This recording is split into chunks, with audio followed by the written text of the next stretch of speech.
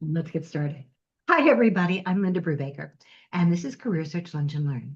We are a career search networking and support group. We're here to provide you with career coaching, with networking, with support, with some ideas that'll help you move from this group where we know you don't want to be. We know you'd rather have that job, but move from here into that next forever role. I'm a career coach, and as I mentioned, actually, I'm gonna celebrate that next week. I've been doing this now for the last 9 years. And I came to this role from over 30 years of experience in human resources as an HR business partner, as a hiring manager, as a recruiter, both inside and outside companies, as somebody who's managed recruiters. So I've seen it from both sides of the desk. My goal, our goal in this group, is to give you verifiable information that's based on best practices, not just from our own experience, not just from what we're seeing in the news media, but what we learn from you and from others and from our colleagues, okay? People who are doing the work. So I'm still in contact with recruiters. I'm in contact and very active in HR groups, okay, professional organizations, to make sure that the information we're giving you is valid, it's real. We want to help you succeed in any way we can. That said, that's me. I see Ken here. Ken, would you like to introduce yourself? Sure. Hi, everyone. Happy to be here to support you. I'll put it that way. Kenneth Lang here, Northern New Jersey. I work at Leac Tarrison as a career coach, branding specialist. I'm actually, as we're having this conversation, putting in the chat a link to my weekly newsletter, which has weekly news networking events. Happy to connect with you. Marty Labman, who's also a member, supporter of this group, has an event tomorrow night that I'll be speaking at, which is listed in the newsletter about how to find fake jobs and how to kind of protect yourself. So I'm happy to be here to do whatever I can to support you. And Linda, take it away. Absolutely. Thank you. Let me remove that spotlight. There we go. Okay. As Ken said, we're all here to support you. By the way, Ken, that program sounds great. We're going to see where we can't convince you to maybe do one of those here too. At some point. But if you haven't seen Ken's newsletter, I highly recommend it. It talks about both virtual and in-person networking events that I put are a link to it. designed. I put a I link to know, it. Yeah, okay. which is perfect. So that's what I want you all to do, is to make sure that you're signing up for it. And make sure that you're seeing those posts because they're very useful. I always find at least one additional thing to add to my list. And unfortunately, I can't do your meeting tomorrow night, but I do as many of those things as I can. It's a very useful activity. Okay. I don't see Sue on the call yet. Okay. But if she joins us, we'll make sure that we get her an opportunity to be able to introduce herself. So now we're going to go with the thing that we start with. If you're new to the group, and I apologize, I don't always see the chat completely as we're talking. So make sure that you are raising your digital hand so that we can find you and support you. If you have a quick win, and I know we have at least one quick win here, okay, because I've already spoken with him this morning. We want to be able to celebrate you too and share the information with you. So Barry. Hi, everybody. I'm Barry from Michigan, and my quick win is that everything started coming together for me over the last couple of weeks. I started a new job last week, like backwards. I found the job. It's a great fit for me. I'm working as a paralegal at for a bankruptcy attorney who's a sole practitioner, so he needs a lot of support in his office, and all of his staff suddenly dissipated. And so this is a great opportunity. I started last week, but I really get into the full flow of things on Friday when his secretary, administrative assistant, gets back in town from her vacation. And I also found my first tutoring student. I don't know if I've mentioned it here before. I am a bar and bat mitzvah tutor. I teach people how to chant Jewish sacred texts, and I've been trying to get that started up again over the last few months, and finally secured a new student this past week. So everything seems to be flowing together. And on top of that, apparently, I don't know how I managed to do this. I won the NCAA pool at my apartment complex. I've no Wow. I have no idea how I did that. Not a great thing, a small like a gift card to Amazon, but still, I'm amazed. I'm wondering if that's because I might have been the only person who entered it, which would have given me a leg up on that. Anyway, I just wanted to share my great news, and I wanted to thank everybody in this group because your input and suggestions have meant a lot to me and were very important to me, particularly with making changes to my LinkedIn profile and my resume to highlight my skill set and what I can bring to a potential employer. I just wanted to say thank you. And then I'm going to check out today because I am still observing Passover, and I'm very uncomfortable doing all this today on a day when I started the day with the synagogue. So good luck to everybody else. I'll try to look at these chat sessions every now and then because I'm a member of the group. And thanks again. Congratulations, Barry. One more thing before we let you go. Yeah. Okay. First is, where did you find the job? Um, I had been I think I've mentioned it here before, but I used to practice law for about 30 years, and then I stopped. I haven't done that for over 10 years, and I had been avoiding seeking out jobs at law firms for a variety of reasons, mostly because most of them were looking for attorneys, which I was not looking for. And then I said, I'm not getting anywhere on the job boards and following through to apply on the individual company websites. So I said, well, maybe I do need to go back to what I know how to do. And I found there was a posting on LinkedIn, on Indeed, and I applied, and I heard back from the attorney the next day. Met with him a couple of days later and started after the weekend. Interviewed with him on a Friday and with him on a Monday. Fantastic. So Congratulations. you have to really look at all of the. You can't restrict where you're looking for jobs. I know Ken said before that his program tomorrow evening is going to be about how to find the fake jobs. I just wanted to say it's not hard to find the fake jobs. They find you. Because I started exploring with one of those at some point before Linda Yes, you brought me did. to my senses. And the so you have to really you can't just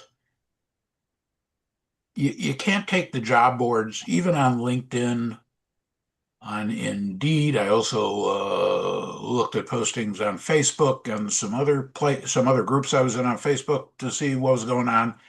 You can't necessarily take them at face value. First of all, a lot of the ones that are posted on LinkedIn and Indeed, and certainly the ones that come from you from the mills that churn out leads that you get in your email, by the time you get this and you immediately go to it when the email came in, the job's been filled, the job posting has been taken down already.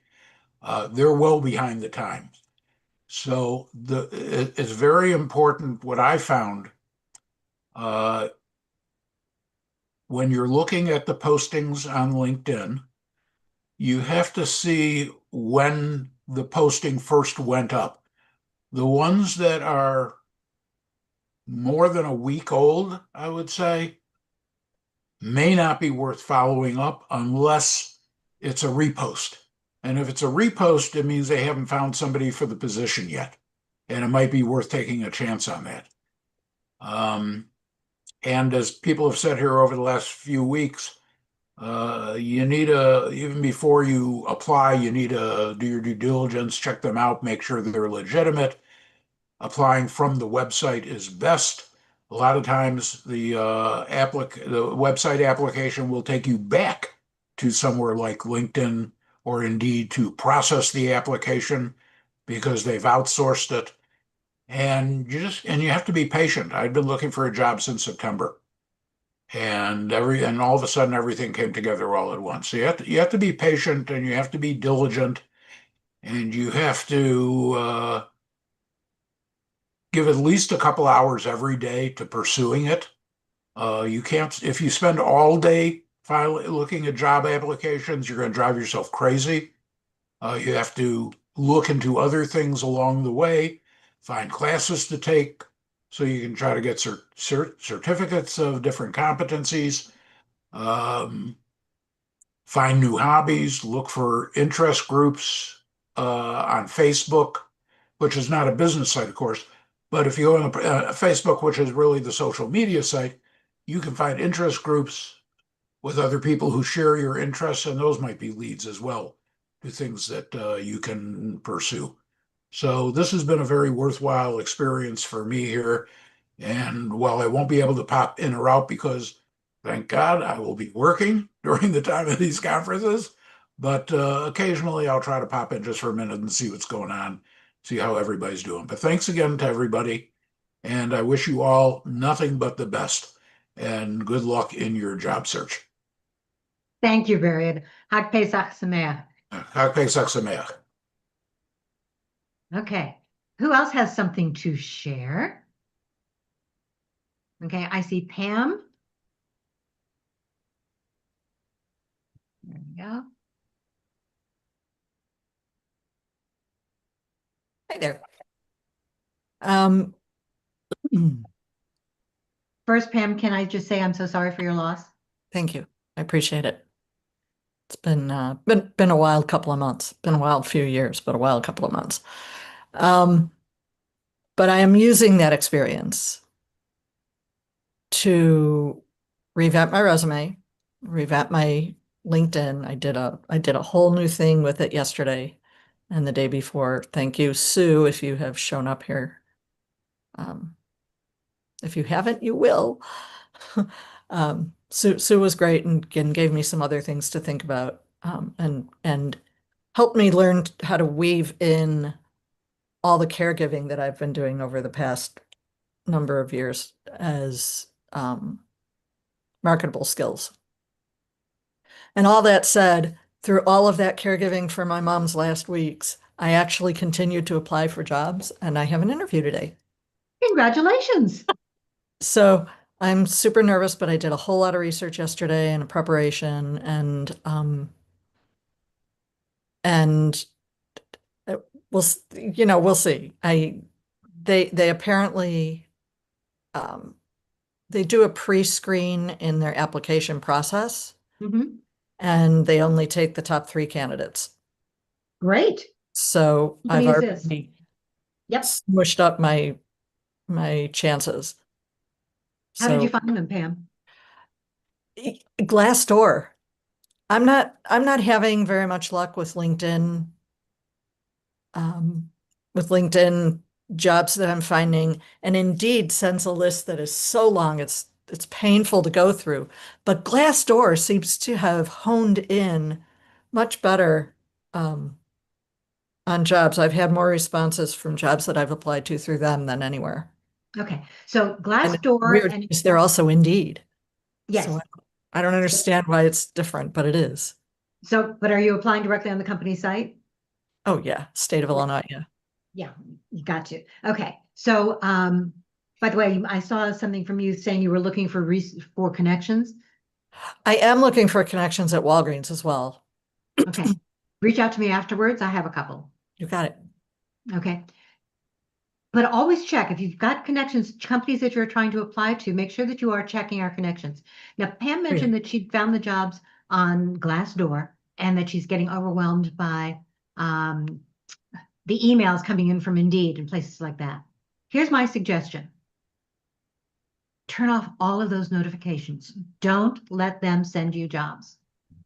Go in every day, and I'm telling you why, because you get overwhelmed. But if you go in yourself and put in your criteria, you can save your criteria. But if you go in and put in the criteria, you're going to get back what you want, not what they think. And you're also not going to get things that have been there for a long time.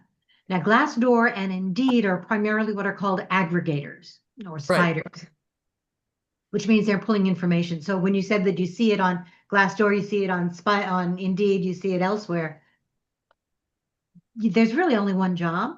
You're going to see it first on the company website. You may see it first right after that on LinkedIn if they choose to pay for it, or on Indeed if they choose to pay for it. But you're going to see the same job over and over and over again.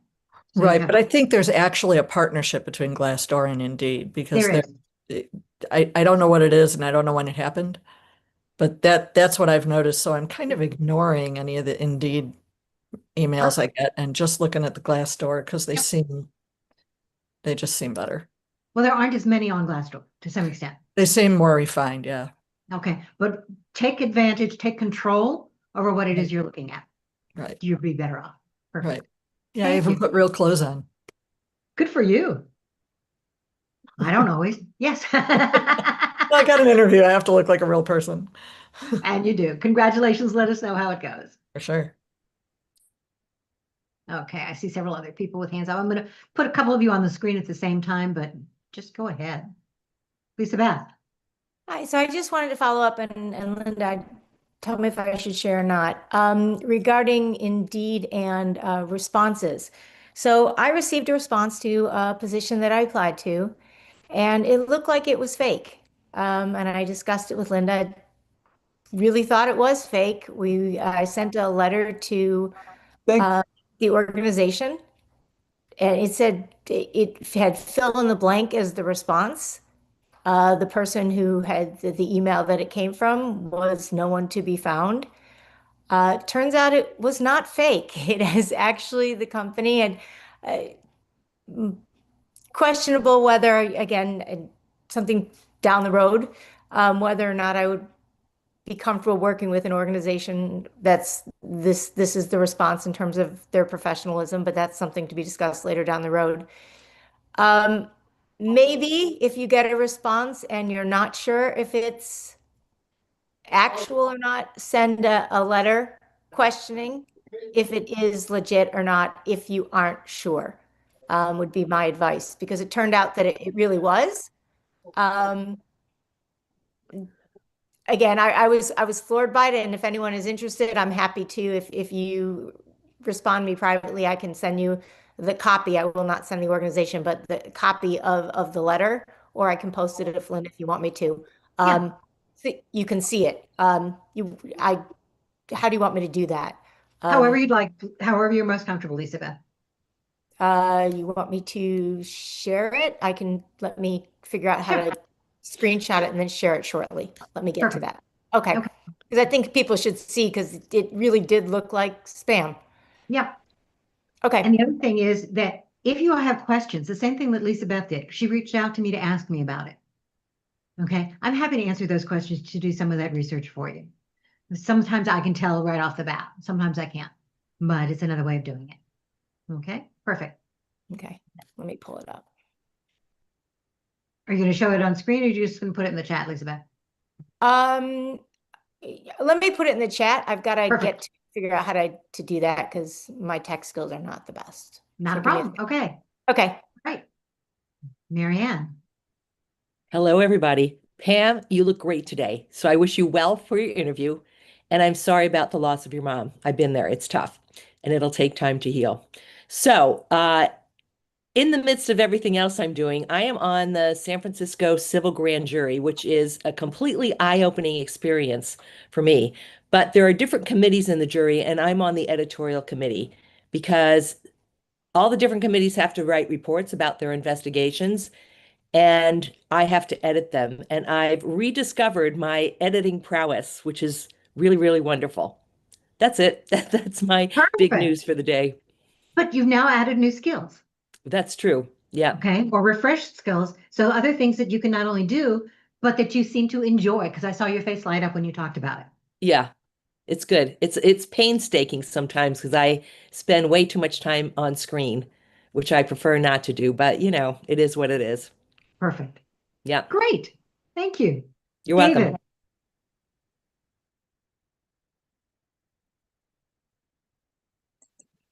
Hello. Well, my quick win is tomorrow I'm going to have a virtual interview for a business intelligence analyst position with Nationwide Children's Hospital. So know who I'm going to be talking with and doing research on them. So it looks like a good deal for me.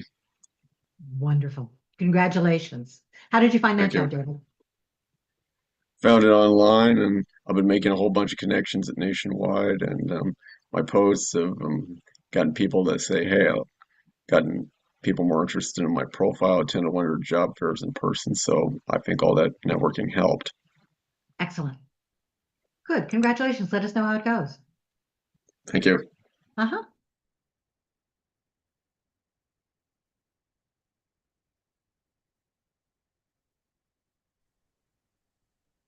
Hi there. I'm Hello. Erica. I have been on this group a couple of times, but since that time, since I guess about a month and a half ago, I received a part-time position as a former admissions officer. I have previous experience in um, college admissions, so about 8 years of experience there.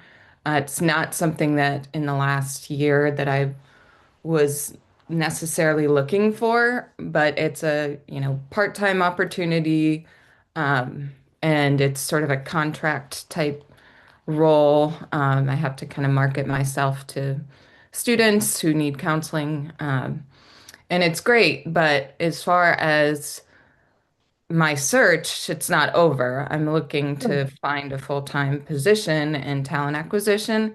And so I'm finding it hard to display that interest still on my LinkedIn profile, even though I have, the part-time job posted on, as a part of my profile on my LinkedIn. So I don't know if anyone has any suggestions around how to still be open to work besides just using that, and kind of marketing myself even when it's clear that I have a position. So your job, are you listing it as part-time on LinkedIn? Yes, Is it part-time contract or part-time? it's a part-time. It's not really I'm a contractor for a company. So like I am, well, no, I'm part of their staff, but yeah, it's not something that has a definitive end. So I guess it's not. Most contracts don't. Yeah. Okay. The question is, are you a W-2 employee of the university? No, it's a company. Okay. Yeah, but it's So the W-2, I believe. Yeah. you can be a W-2 employee for a contracting firm. No, it's not a contracting firm. No, Okay. it's a company that offers services for students that are interested in getting into selective universities. Okay. All right. So Ken, do you have any suggestions about how to talk about that? Actually put in the chat, I recommend engaging on with content of interest, maybe finding people you're interested in learning more about, just being part of a discussion. Mhm. I I think agree. that, I mean, it's like tell some, without kind of saying, hey, I'm looking for a job, maybe comment, I found this interesting and this is why, and maybe just kind of using it as a springboard. I believe that's kind of an unutilized tool. It's just kind of engage Yeah. with content. And you can do searches for all different types of engagement, Mhm. with the search on LinkedIn for sure. So Right. I'd recommend that. So engagement is really important, whether you're looking for a full-time, part-time, contract role, whether you're currently employed and you just want to give back. You never know when that new job search is going to be coming your way. So in this case, you know that I'm a big proponent of open to work banners. In this case, what I would do is the open to work recruiters only. Mm-hmm. Okay. Okay. Most universities and other organizations like that don't pay for it, LinkedIn Recruiter. So it's not as if you are blaring it out to the world, which is really what we want to do if we're in job search. But in this case, since you have that part-time role, you don't want to do that. Mm. They know, my gut tells me, that you will be looking for something full-time and something permanent. Okay. Yeah. Although the word permanent is a misnomer, they don't exist anymore. But more of that full-time role within an organization. Mhm. So that engagement is absolutely perfect. Okay, keep going out there, keep talking about it. Engage in, there are several LinkedIn groups about HR. Okay. Okay, I would do some of that. I would reach out directly to organizations, to the companies that you're interested in. So if you see that full-time role, go ahead and apply anyway. Okay, the fact that you're working part-time does not stand in your way there. It's simply how you present it on LinkedIn. Hmm. Okay, Okay. Thank and you. I'm sorry, go ahead. No, Erica, are you a part of SHRM? Who is this? No, I don't have my SHRM. I'm not going in that direction. I'm more in the talent acquisition, which is part of HR, but for a lot of organizations, but it's not the same. So, I would join SHRM networking groups, webinars, or in-person groups if they have them. So that's where you can be seen in the HR world. mhm. Okay, I agree. You don't have to be a SHRM professional going through the testing and the paying for that. You can be a SHRM member and go to, even if you're just going to their local groups and joining their local organization. Also, sorry, it used to be called ASTD. I don't know what it's called anymore. Because I know that they've recently changed their name. Do you remember? ATD. Thank you, just ATD. Okay, okay. But that's another one that you can join. And if nothing else, you want to follow them on LinkedIn, see their posts, connect with their people, do some of your networking that way. Okay. Okay. But if training and development is your area, making those comments will help you really stand out. So that when you are applying to an organization, they start to see that you are more than just somebody who's looking for a job. You're somebody who has something to contribute. Mhm. Those meaningful comments cannot be overemphasized. Mhm. Thank you. You're welcome. I see somebody else has a hand up. I just can't find them at the moment. I just put in the chat also, offer to speak at different organization networking events. Put yourself out there. You know, a lot of places are looking for speakers. Yep. In fact, if you're in the learning and development area, go to your local chambers of commerce and organizations like that. They're a great place not only to network, but also to provide those programs that Ken was talking about. They're free, but it doesn't make any difference. You're showing your expertise, and you never know. My very first consulting job came from a presentation I did at a Chamber of Commerce meeting. So, Or even a library, a lot of libraries. Like I'm going to be speaking at a couple of libraries in the next couple of months, and it's a paid forward thing for me, but for you, it could be another way to get, promote yourself. absolutely. Not just libraries. Check your local community, not community colleges. Obviously, you're working in a community college, but sometimes you can do something through them, for a community college as well. Alumni association or something like that. Uh-huh. This goes, by the way, it doesn't matter what field you're in. These are great resources for you, depending upon the area that you're interested in. If you can't come up with an idea of things that you can talk about to those groups that you can present, let us know and we can brainstorm with you. But they're great organizations.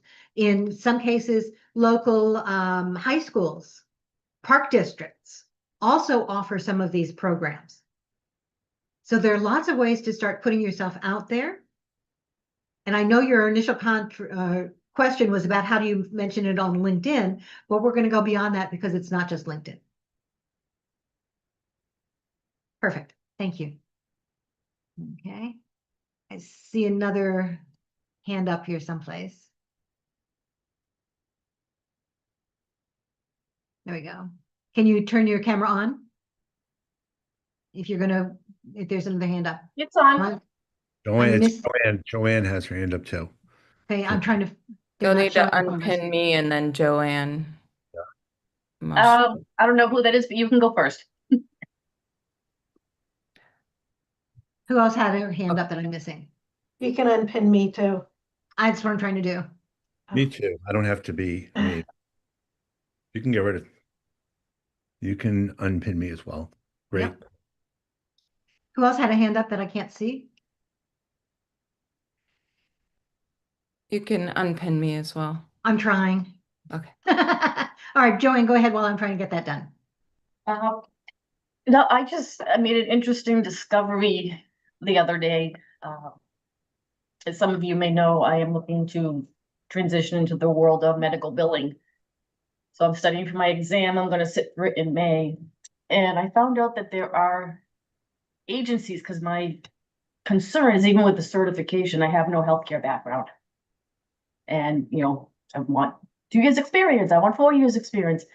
There are agencies out there that specifically focus on placing people in the healthcare and medical billing and revenue cycle rules. I'm being cautiously optimistic and hopeful that that might be a good way to get my foot in the door. Excellent. Okay. I would also double check to see, do some networking within some of those organizations, people who are actually doing the work. Okay. And start reaching out and just talking to the local offices. Okay.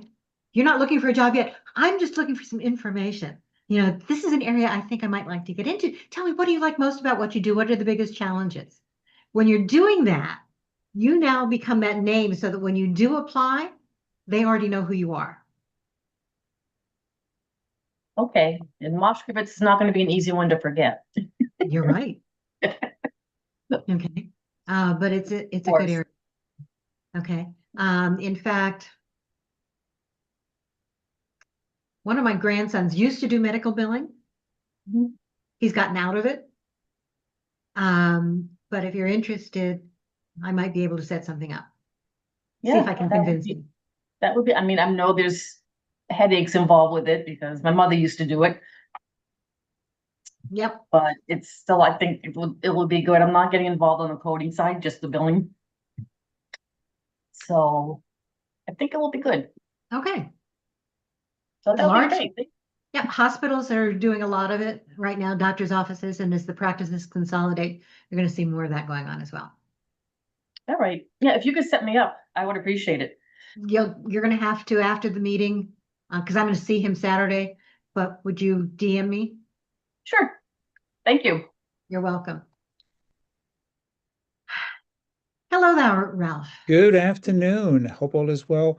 Quick question. What is your take on if you have the ability during the interview to actually record the audio portion of it on your phone, as long as you're not using your phone for the interview, and then be able to transcribe the recording in order for you to review it and for you to be able to say, hey, let me pick out a few things that were said during the interview to add to my thank you letter, so that it's not a generic letter, but it's a tailored, customized, thank you to the interviewer, and making them see that you were paying attention and that you're serious about the position. What's your take on that? Sounds like a great idea, but I'd be really hesitant. I'm sorry, you'd be Okay. what? I'd be very hesitant. You can't record something in most states without telling the other person. You have to have their permission in order to record it. Okay. Most companies will not allow that. Okay. They would be hesitant about it from a legal perspective. Their lawyers are going to say, wait a minute, we don't want that. Okay. And taking a note or two during the conversation, absolutely. Okay. Nothing wrong with that. But from my HR hat, I would not be comfortable. Okay. Any other HR people here? Okay. Who can share your takes as well? I'm not HR. Nobody's I'm nobody's learning, touching this one with a 10-foot pole. They're like, oh, no, Yeah. no, that's. I'm learning and development, but I mean, I'm not HR legally, but I agree with you, Linda. But if you want to show that you're paying attention and you want to write a nice thank you note, pay attention and take notes. And then that means you really are paying attention. You're not relying on AI to do it. Correct. It says something about you as well. Yeah, what I've done in the last 3 or 4 interviews that I've had, basically, right at the beginning, I hold up a pen, a piece of paper, and said, "Is it okay if I take notes?" If I'm looking down, I'm not typing. I'm just taking a few notes because I want to make sure that I remember everything that we spoke about. Okay. Okay. And remember, when you're taking notes, you aren't writing things down word for word. You're not writing sentences. Correct. Yep. Okay, you're writing just a word or two as a reminder. Charles. Thank you. So I had an interview in person recently, and it turned out it was actually the HR person who was wearing some of the Meta recording glasses. And I said, "Oh, are those the the augmented reality glasses?" And she said, "Yes." Um, I certainly did not know how to approach, and the two other people, including the IT manager that was in the room, were surprised that she was wearing them. They didn't pick it up. I guess my question is, how do you even approach something like that where um, they could be prescription glasses? Or they could have just said, "I'm not recording anything," but I was sort of thinking, I didn't really sign up for that. I'm not a fan of that technology for a number of reasons, but like I would be I obviously didn't feel comfortable enough to say, would you not? Um, I it's sort of that power imbalance issue, I guess. Yeah. So I would do it more on the basis, Charles, if that ever happened. And I'll be honest with you, you're the first one who's told me that they've seen that. But I would. I have no idea that she was recording anything. No, I understand. So Like- my recommendation would be to go ahead and talk to them about the glasses. Gee, that's a really interesting technology. Do you use it to record meetings? Are you using it for this one? May I ask why? And if she says yes, would it be okay, since you are recording the meeting, may I record it as well? And then take out your phone and do it. Yeah, I mean that sort of feels like a bit of an arms race. I generally also take notes on paper. I mean, I could do it just to do it and sort of balance that, but I don't know that I really, I don't know. It just struck me as, and yeah, I mean, it's a way to address it and ask about it. Um, so just a thought. Yeah, it is a thought. And I think as technology gets more advanced, you're going to see it happen more. Right. Okay. But for example, I record these sessions, obviously. I post the information, but I don't allow, because I'm doing it, I don't allow other people to use their own note takers, their automated note takers in the room. It gets to be too confusing and so on. So if you need the information, you know that it's there. But there's nothing wrong with passively aggressively, which is really what it is. Okay.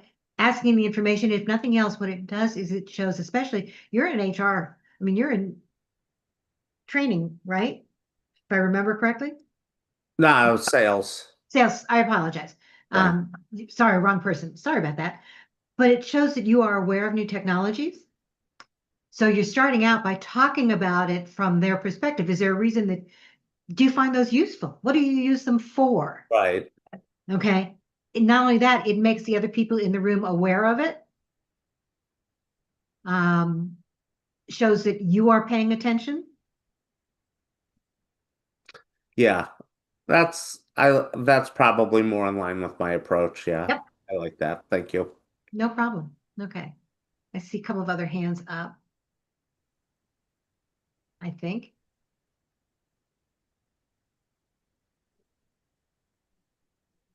Yeah, I do. So I'm gonna add a couple of people and then we're gonna get into our topic.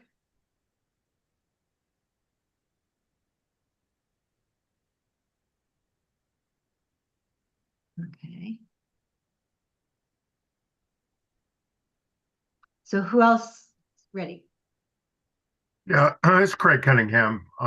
Linda, yeah, I agree actually with what you said, and that's a nice way of calming the atmosphere down. As an HR person, for the life of me, I can't believe an HR professional would pull that type of a stunt. I really liked your approach. I would tell you that if you question the glasses, you had a great way of doing it. just make an assumption this may be the end of your line in terms of the position. Not necessarily the worst thing in the world, though, because I got to tell you, any company that would do that, especially without telling you, I would really question them as an organization. I mean, what does it say about their character, their culture, and how they really treat people? I just want to be clear. I think they were her personal glasses, and they may even have been prescription. Um, I don't think it was a company-wide thing. I don't think, the other two people who were from that company that had been in an interview before mine with her were totally surprised by it. So, I think they were just her personal item. But yeah, HR doesn't set a good tone. I No, agree. it doesn't. So questioning it, you're not calling her out, you're asking questions. Right. Okay. I would want to know. Again, if I had a suspicion that she was, and again, I get your point that these may have been prescriptions, but if I had a suspicion, I'd want to ask the question. Yeah. So Because she can, if it's recorded, if it's possible to record it, she can always turn the recording off. And her colleagues need to know if it's being recorded too. Okay. Craig, then Andrew, then Lisa Beth, then let's talk about profiles. I had a job interview last week. This is Andrew, and with 5 educators. It was a panel interview. They all had their cameras off, had me with the camera on. I thought that was rude.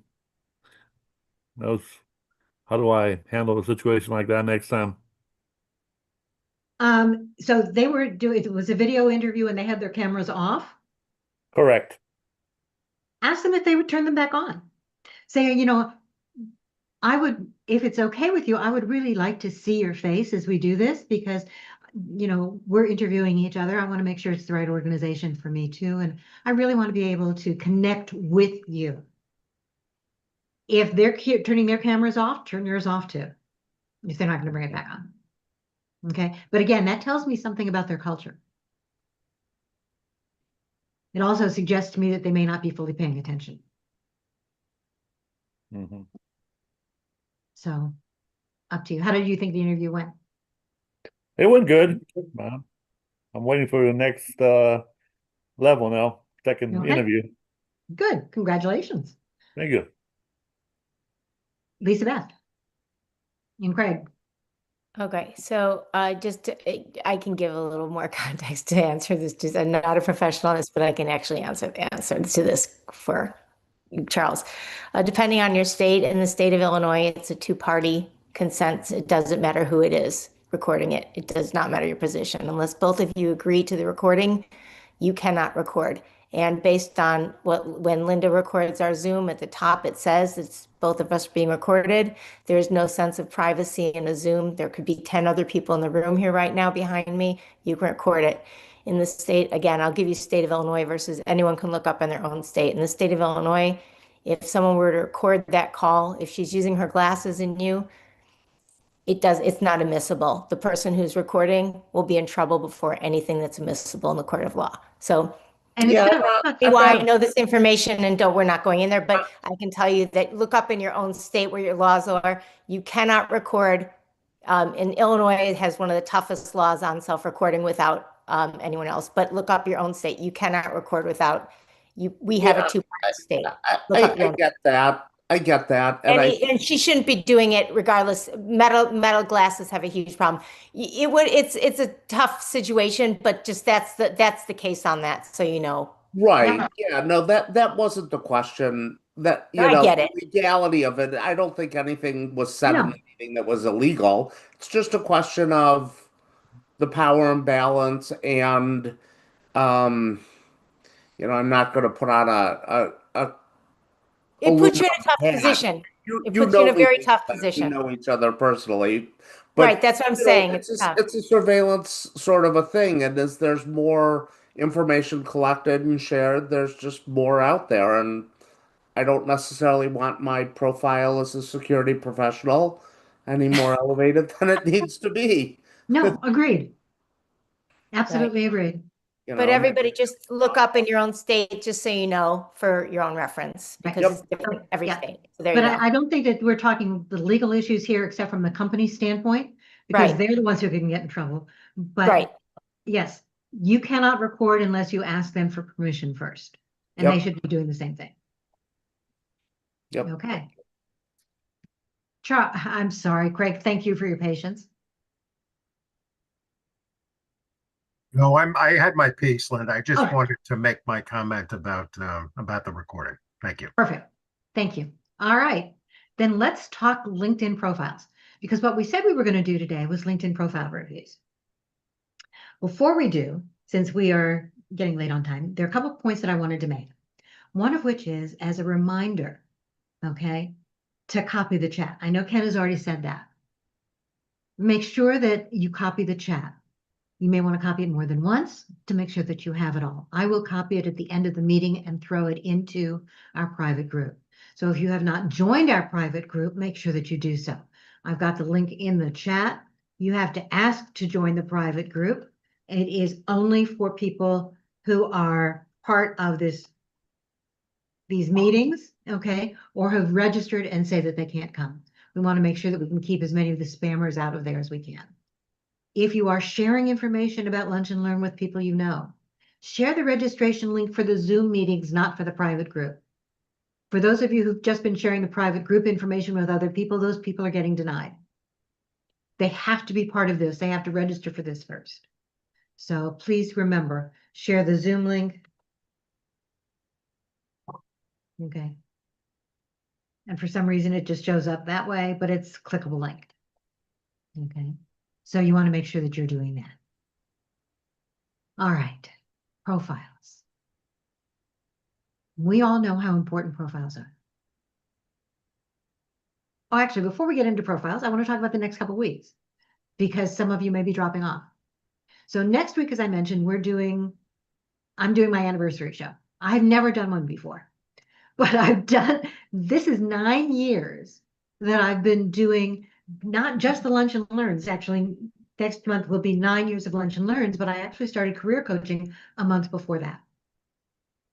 So what I want to do is not only share a little bit about what I'm doing, what brought me into this, but use it as a way of sharing our goals, our wins. What's worked for you? What questions would you have asked yourself or other people at the start of their search? What do you wish you knew then that you didn't know now? What have you picked up? What have you learned that's very useful in that search? What are you doing differently? And we're going to share a lot of wins. So it's going to be a kind of a roundtable discussion. We're going to go back and forth. We're going to share some of these wins. We're going to share questions. But that's really what this is all about. It's celebrating that whole idea that whether job search is taking 2 weeks or a year and a half, it doesn't matter. We're here to support you and to support each other. Pay it forward to each other as we move forward and learn from each other as we go. Now, Ken was a contributing author to a book called Letters to Lily. And that actually was what inspired me to think about that idea of what would you ask yourself, your younger self. So Ken, would you I'm putting you on the spot, but share a little bit about what Letters to Lily was all about? Yeah, I'm actually looking for the book right here. It was a book written by Alexian Wines and Melissa Cohn, Lessons in Leadership and Loving Yourself. Like, what would you say to your younger self if you had to go back in time, 20, 25 years? And, I think a lot of us think back to coulda, woulda, shoulda. And, it was really great because we had a chance to speak from our personal experience. And I think, even from a job search perspective, even when doing networking events for the last 15, 20 years, I'm thinking in a much different way now than I used to. And I think that's self-examination is very important. I met Melissa for the first time a couple of years ago. We just started having conversations. We started having a relationship. The same thing with you, Linda. Right.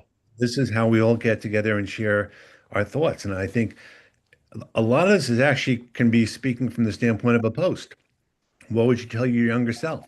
When I lost my job in 2008, I wish I had done things differently then than as I learned since then. Mhm. And I think the more you can be introspective about things, the better. And so I thought it was a great undertaking. And not, I mean, I'm going to plug the book obviously because it was a great book. But Linda, did you have a chance to read the book or have I did. So what did you think of it? Oh, it was phenomenal. What I loved was not only the different perspectives that people were coming from, they were all over the place. Some were very personal in Right. terms of their own lives and their life stories. Some were more job related. They were everything. And I know that Melissa And and from all over the Alexia, world, actually. they're going to try to do, I've been pushing them to do another book. I've been pushing them to do a podcast or something. Yeah, I think it would be great. Yeah. Okay, I'd sign on. But yes, it was, if you haven't read it, there are some excerpts out there. It's on Amazon. Ken's putting the link in the chat. I'm actually But you looking can find for it. It's okay. I'm doing it as you're saying it here now. Yeah. Perfect. But that's what actually that whole idea of what would you tell yourself? What did you wish you knew? What would you tell somebody else in your position? What have you learned? So even though it's my anniversary special, All right, just put in the chat. Put in the good. so what I want to do is I'm celebrating all of us. What are we all learning? What are we doing differently? Okay. Because there are things I'm doing differently too that I started out with in this process. But it's really important to do that. So, yep, that's what that is all about. The following week, we have Lynn Williams, who's going to be talking about resume for job seekers. Her perspective is you work on your resume first and your LinkedIn second. Okay, you get places in order, and that's there. I don't have a set topic yet for the end of April, but that's coming. Then in May, we've got a general first week in May is the Ask the Career Coaches. Ask your questions, and we've done a lot of that today too. We always do. And then May 13th, Terrence Seaman is coming on to talk about how do you maintain that, I don't want to call it positivity, but how you keep going. Okay, how do you stay resilient in terms of job search, among other things. He's a great speaker as well. So, in fact, I think Terrence, he was our very first, when I started bringing in extra speakers, he was the very first one that I brought in. And I actually, yeah. So thinking about that, that was 2 years, a year and a half ago, 2 years ago. So he's back again and a great presentation. All right. So now let's go ahead and talk about LinkedIn profiles. We've been working on them for a while. We're talking about them every once in a while. You know that. Okay. What I want to do is I want to talk about your LinkedIn profiles and the questions that you have. There are a couple of aspects of LinkedIn profiles that we know are important. If you have not yet, or you want to do it again, in the chat, go ahead and put your LinkedIn URL and then 5 skills you'd like to be endorsed for, because we know LinkedIn values. I will do the same thing with this chat that I did the first time we talked about those skills. And that's to pull them out and make a consolidated list for LinkedIn so that you can do that. Your LinkedIn URL is a clickable link and the 5 skills you want to do, you want to be endorsed for. You can only endorse somebody who's a first level connection. So it's another reason to make sure that we are connecting with everyone in the group. The other thing is that if you don't have those skills at the top of your head right now, don't worry about it. Comment in the group and we'll find it there. Just comment on my post so that we can keep them all together, or just make your own post as we go along. But make sure that we're supporting each other, which is great. Okay, so Ken, I'm going to pull you back on screen for a moment, if that's okay. Sure. Okay. What kinds of things do you think are most important in terms of a LinkedIn profile? And then let's look at some. For sure, your heading has to be relevant to what you're looking to do. There's a lot of wasted space there. And even within the heading, the first 100 to 120 characters are even more important because that's what's going to be much more visible. The about section for sure, telling the story. I think, and this, I'm going to speak from experience when I see other profiles. I think the most important thing you need to do is look at this from the perspective of a hiring manager. not so much yourself. Right. You want someone to actually find an interest in it.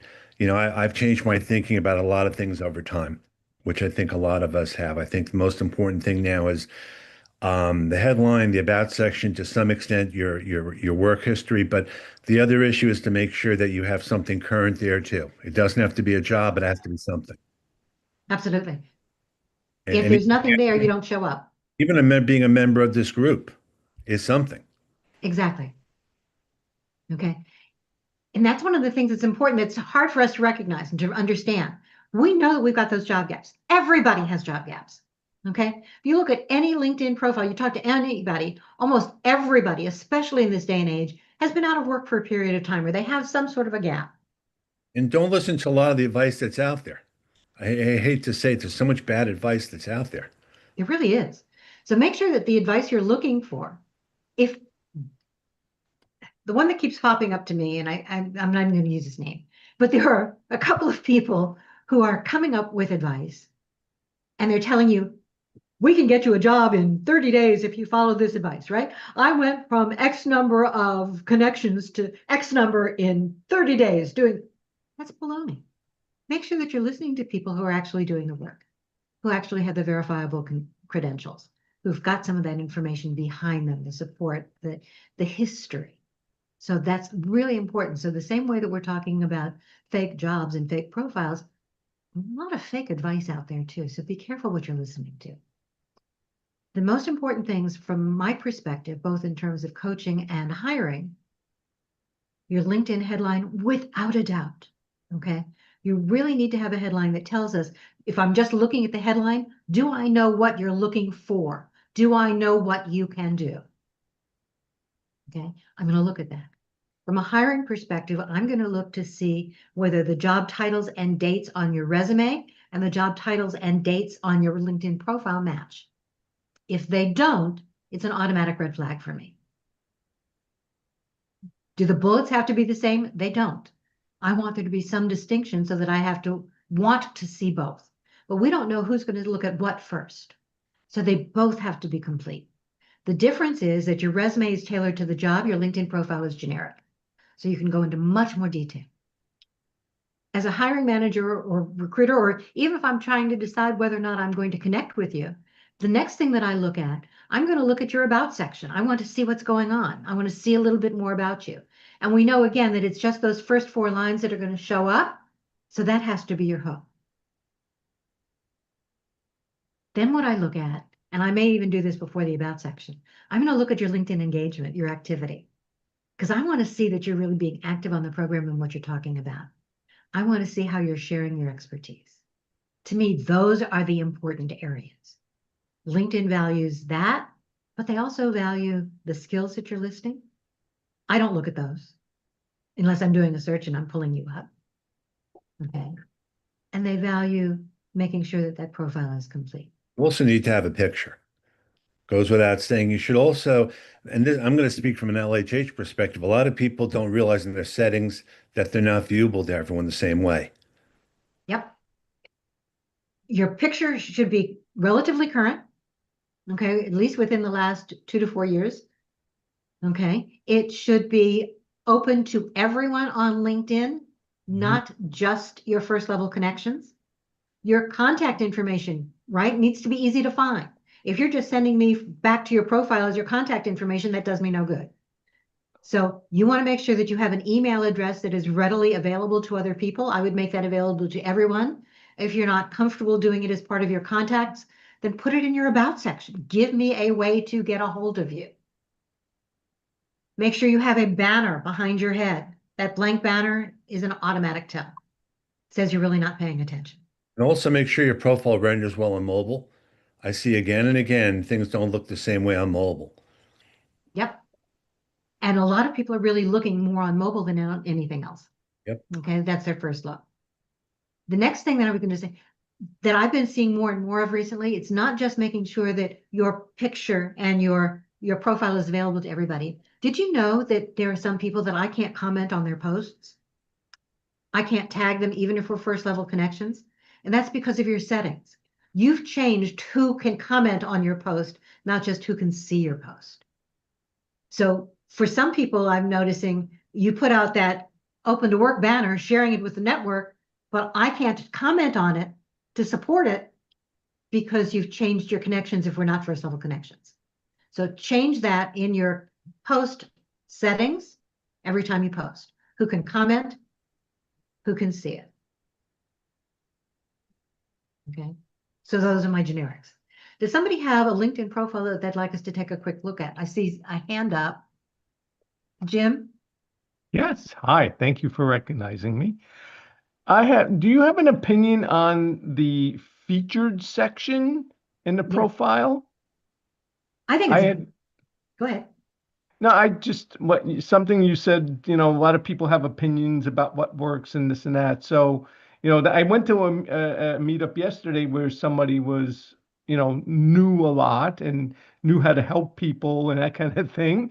And one of the things that stuck out to me that he mentioned was the featured section.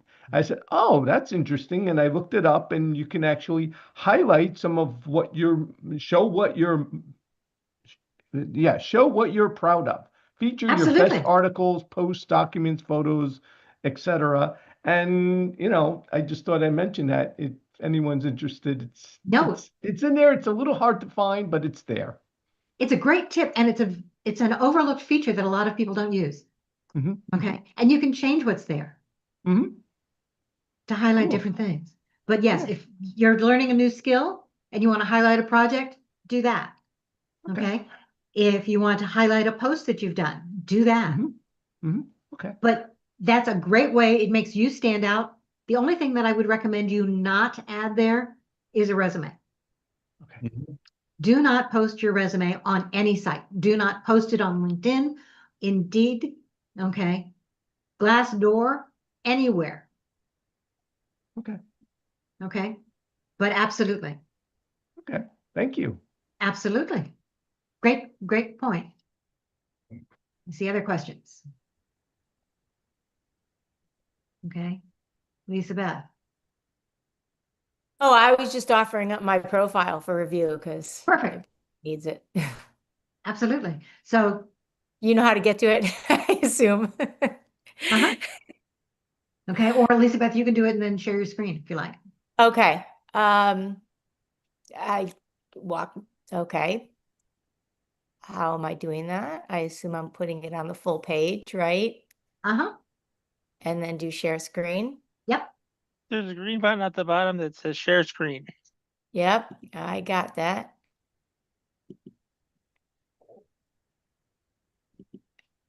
Says allow share system settings. Okay, here we go.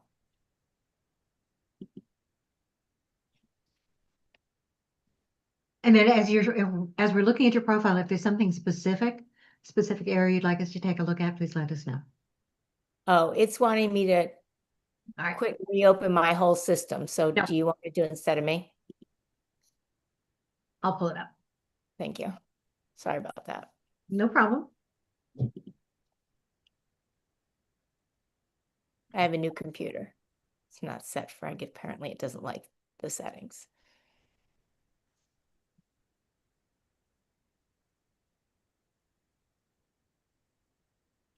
Okay, can you all see Lisa Beth's profile? Yep. All right. So Lisa Beth, what is it you'd like us to take a look at? Just kind of a general kind of what people think. The banner, for some reason, I cannot get it to stretch out. I'm still working on that.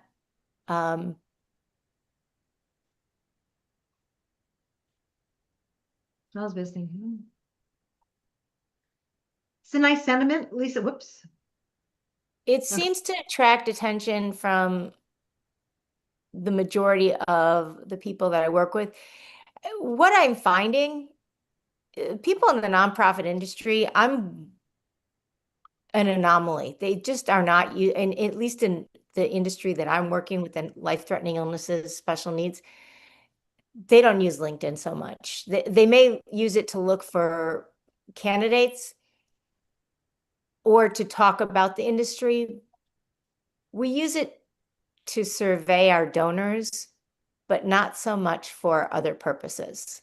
But your donors are surveying you. Yes. It still needs to be there. It still needs to be active. And to be honest, the picture is something that a lot of the donor officers don't put a picture up because it skews our skews us when we're talking to candidates. So it's something that we generally don't put up. I have it up now, but when I'm in a position, I generally take it down. Okay. We can talk about that one offline, but Yeah. the idea is the picture there helps to make you the real person. And Right. that's an important thing. All right. Ken, what are you seeing in this one? If you select contact info, her email Just address did. doesn't show up. Nope, not at all. I was just noticing that. And I don't know why, if that's something you Well, did. it's taking me back to your profile, Lisa Beth. Okay. Okay. Your email address, you should be able to add that in there. It's probably a settings thing though. Yep, probably. it is. Okay. Okay. So you want to make sure that people can get a hold of you. Okay. Okay. Can I ask a question? Sure. Yes. How important is it to have appearing in the banner? Because that's a discrete action you have to take to show your maybe most relevant educational experience in this banner header, and or a current employer or a quasi current employer like Lunch and Learn in the banner section. Those are both blank, which for me would be negative. I see them most often with people having it up there. Ken, I'm not sure what you think. I'm not sure. I don't. What's the question though? So his question is, you're looking at Lisa Beth's banner. Mm-hmm. There's no school listed. There's no current job listed. You mean underneath the bell? On top of the bell. So up here in the banner itself. Okay. That's okay. I don't know why. Just to clarify, I'm referring to the section of the banner of the profile top section just below the bell where I know that's what I thought you were referring to. Yes. I'm sorry. Not the banner itself. No, not the banner itself. You're looking at the section underneath the bell where there's something that should be added. I mean, Correct. one of the reasons for that, I know scrolling down, if you look at the heading, there's no job there that matches. Keep going down. Keep going down. Keep going. Experience. These are not real companies per se from LinkedIn's perspective, so it doesn't know what to put there. Right. Yeah. And that's why that's not showing up there. I don't know if that's an actual company or not, but It is. But it's also the school isn't showing up because you've chosen not to. But the company, if there's a company there, you should be matching it to the exact way the company is listed. Then it would show up there. Some of these companies are not listed on LinkedIn. Well, if you scroll down to the company, to your listing there, keep going, going, experience. Friends of United, that is not a company page. There is no company on LinkedIn. Right. Nope. So I don't know if it's uppercase, lowercase there. I don't know what it is, where it says Friends of United Hatzalah. And it may be that United Hatzalah doesn't have a page. I don't know that. Like I said, that's Oh, okay. that this was automatically created by LinkedIn. So that's a default that it created. But it looks as though they've got it. I see. Okay. Now it says it's an unclaimed page. Only a current employee may claim this page. And that's not you, that's just them. No. Okay. Can we look at the last thing under my experience? Because that's where I'm struggling. Sure. Additional related experience. How do I put it? It said something about putting in projects. I don't even know where to do that. I'm trying to put in my additional experience kind of as a bulk category. Call yourself a consultant. Yep. Well, I'm in there under consult. It has nonprofit campaign development. The problem is it wants to put it in under dates and times, right? Yes. And without giving out my age, which you have to, how do you get around that? Or you can't? So the problem is that title, I think, additional related experience, which is part of the problem. Yeah. I would use it that way on a resume. Right. I didn't know how to put it in there because you've got all those jobs booked in, and I don't want to keep listing all those jobs in there because then it just, Well, let me ask a different question. What did you do between 2013 and 2017? Yep. I was at home. Okay. I was a career break. No, I'm only asking from the perspective Oh, of looking at the resume. Right. I'm not putting you on the spot or anything. I'm just, yeah, it was a career break. I was parenting okay. and consulting, but basically parenting. So how is nonprofit campaign development and management different than additional related experience? Yep. How are they different? Because during the additional, well, those were actual positions. I was in an office. Those were actual positions. No. If those were actual positions, Lisa Beth, list them. If they're important for the List them job that one you're after looking the for. other. Don't worry about how long it takes. Then just go list each one then. Yep. Okay, so my question is, do we want to tell someone how old I am? You've done it by 1994 anyway. Yeah, you're listing it there. So it's kind of assumed. Well, that's what I was saying. Is there a way to make it so you don't put that on there? No. Because when they see your No. resume, right, you're not putting your age on there. But when you do LinkedIn, then you are giving them your age. Yes and yes. So Okay. in terms That of was what I was trying to get around, is not No, I understand. giving my No, age if out. you're listing it on LinkedIn, unless you're listing it as project work as opposed to companies, then if you're listing it as a company, even if it's listed this way as your additional related experience, you have to put in dates. So why don't you put the additional related experience in your about section? Yep.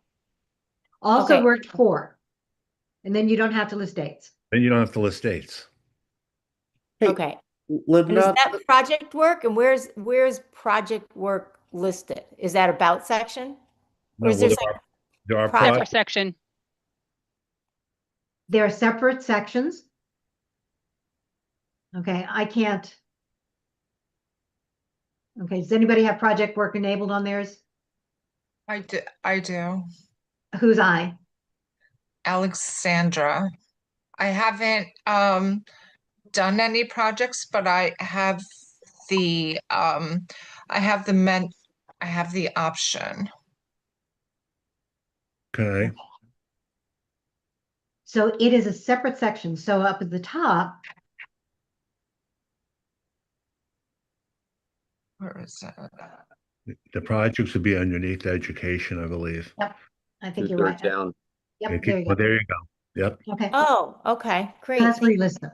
So when it says, if you're looking at your profile, Lisa Beth, okay, and it goes with the more, it will also be add sections. Excuse me, I can't do it on somebody else's.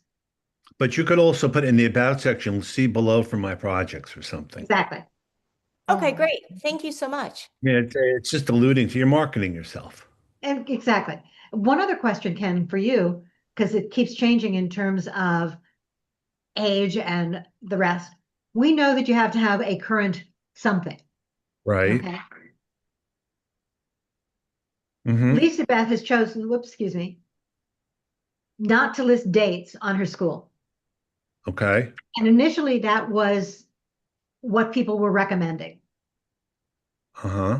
Okay. Okay. I've been hearing conflicting things recently as to whether or not your school will show up, your degree will show up if you have no date. What have you been hearing? Depending on the drop down, they keep changing what the drop downs are now for the different places and different things. So you have to really make sure that it matches. I mean, education, Bachelor of Arts, I don't know if you were to edit that profile, if that would actually show up as the degree or not. Right. Linda, It's more the question of the date. I'm sorry, Charles. Yes. when you had Kevin Turner on, which was Yep. a while ago, would love for him to come back. He did say you should make your LinkedIn profile as complete as possible Yeah. because it makes it easier for people to search and find and validate that your statements are perhaps accurate. I would go down to the skills, scroll down to the skills, different stop. So are those the skills you want at the top, those first two skills? Are there other skills you want to move around? Elizabeth? You're muted. Li- Unmute. I'm happy with them, that the order they're in Okay. right now, Perfect. because Okay. that's the order people are searching. Okay, so now if I look in the recommendations down there, are there recent recommendations? Yes, there Yes. are. Yep. And I'm getting more coming in. Okay. Okay. I mean, for me, the main thing is that the companies don't, you're not going to show up because the companies don't match what LinkedIn lists as a company. Right. And that's going to be a big red flag for them. Okay. That's something I'll have to address offline. Yeah, I mean, or we can have a conversation the same way. I mean, like I said, Absolutely. So for example, if you're talking this National Board Certified Health and Wellness Coach, so where did you get that from? If it was your own consulting, Lisa Beth, set up a company page. Well, National Board of Certified Health and Wellness Coach is the NBCHWC is the organization. I mean, Do they that's have anything here on LinkedIn? it's the board. That's what it's called. It's the official organization that certifies you. Does the board have a company page? Yes, they should. Then associate yourself with that, and then the picture will show up. The logo will show up.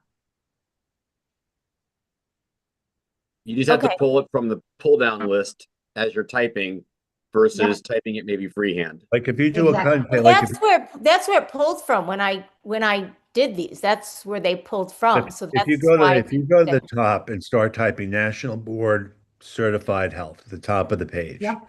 just see if it eventually see if the company shows up that way.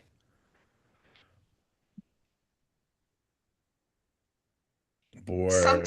Sometimes I experience this too. Sometimes you just have to see what page. If it's listed multiple times, you have to see where the logo is. So it might be 3 levels down. Well, look at companies then. Companies there, and let's see what shows up. So there it is, That's right there. right there. Yeah. So then it Well, has what to you do match is- that exactly is what I'm saying. Right. So they did it with the ampersand sign. And they did 4 certified in health. Okay, I gotcha. Those So- are the little things that make a difference. Right. So if you do that and then you start typing that, you click on that in your experience and it will show up this way with this logo. Got it. Yep. Perfect. Okay, great. All Thank right. you so much. These are just little changes, but it's a big difference. All right. Who else would like us to take a quick look? Me, Kim, if you don't mind. I'd like a quick look at something that I changed recently too. Okay. My hand's up also. So I know that I have done my background so many times, it might be busy now. Extreme. It's very Extremely busy. busy, yep. So I Especially do want to from do like keywords. I do want to have Well, like mobile, right this first. this is gonna be horrible on mobile to even try to read. Absolutely. I'm not going to be able to see anything. Okay. And because your background is busy itself before you even put the words in it, your words get completely lost. I mean, I would take the operational cast. That's part of the about section. Yep. I would take a lot of that content, move it to the start of the about section, honestly. Yep. Either there or put it as part of your headline. But yes, there's much too much there. Okay. Okay. So if you could check the about section too, Yeah, I'm not happy with that piece. Keep going, keep going. No, I just wanted to check the contact. By the way, take out, your address is fine there. That's Gmail. fine too. Okay. So let's look at the about section. Okay. I missed it. Okay. Good. So the only line that shows up is that first one for you.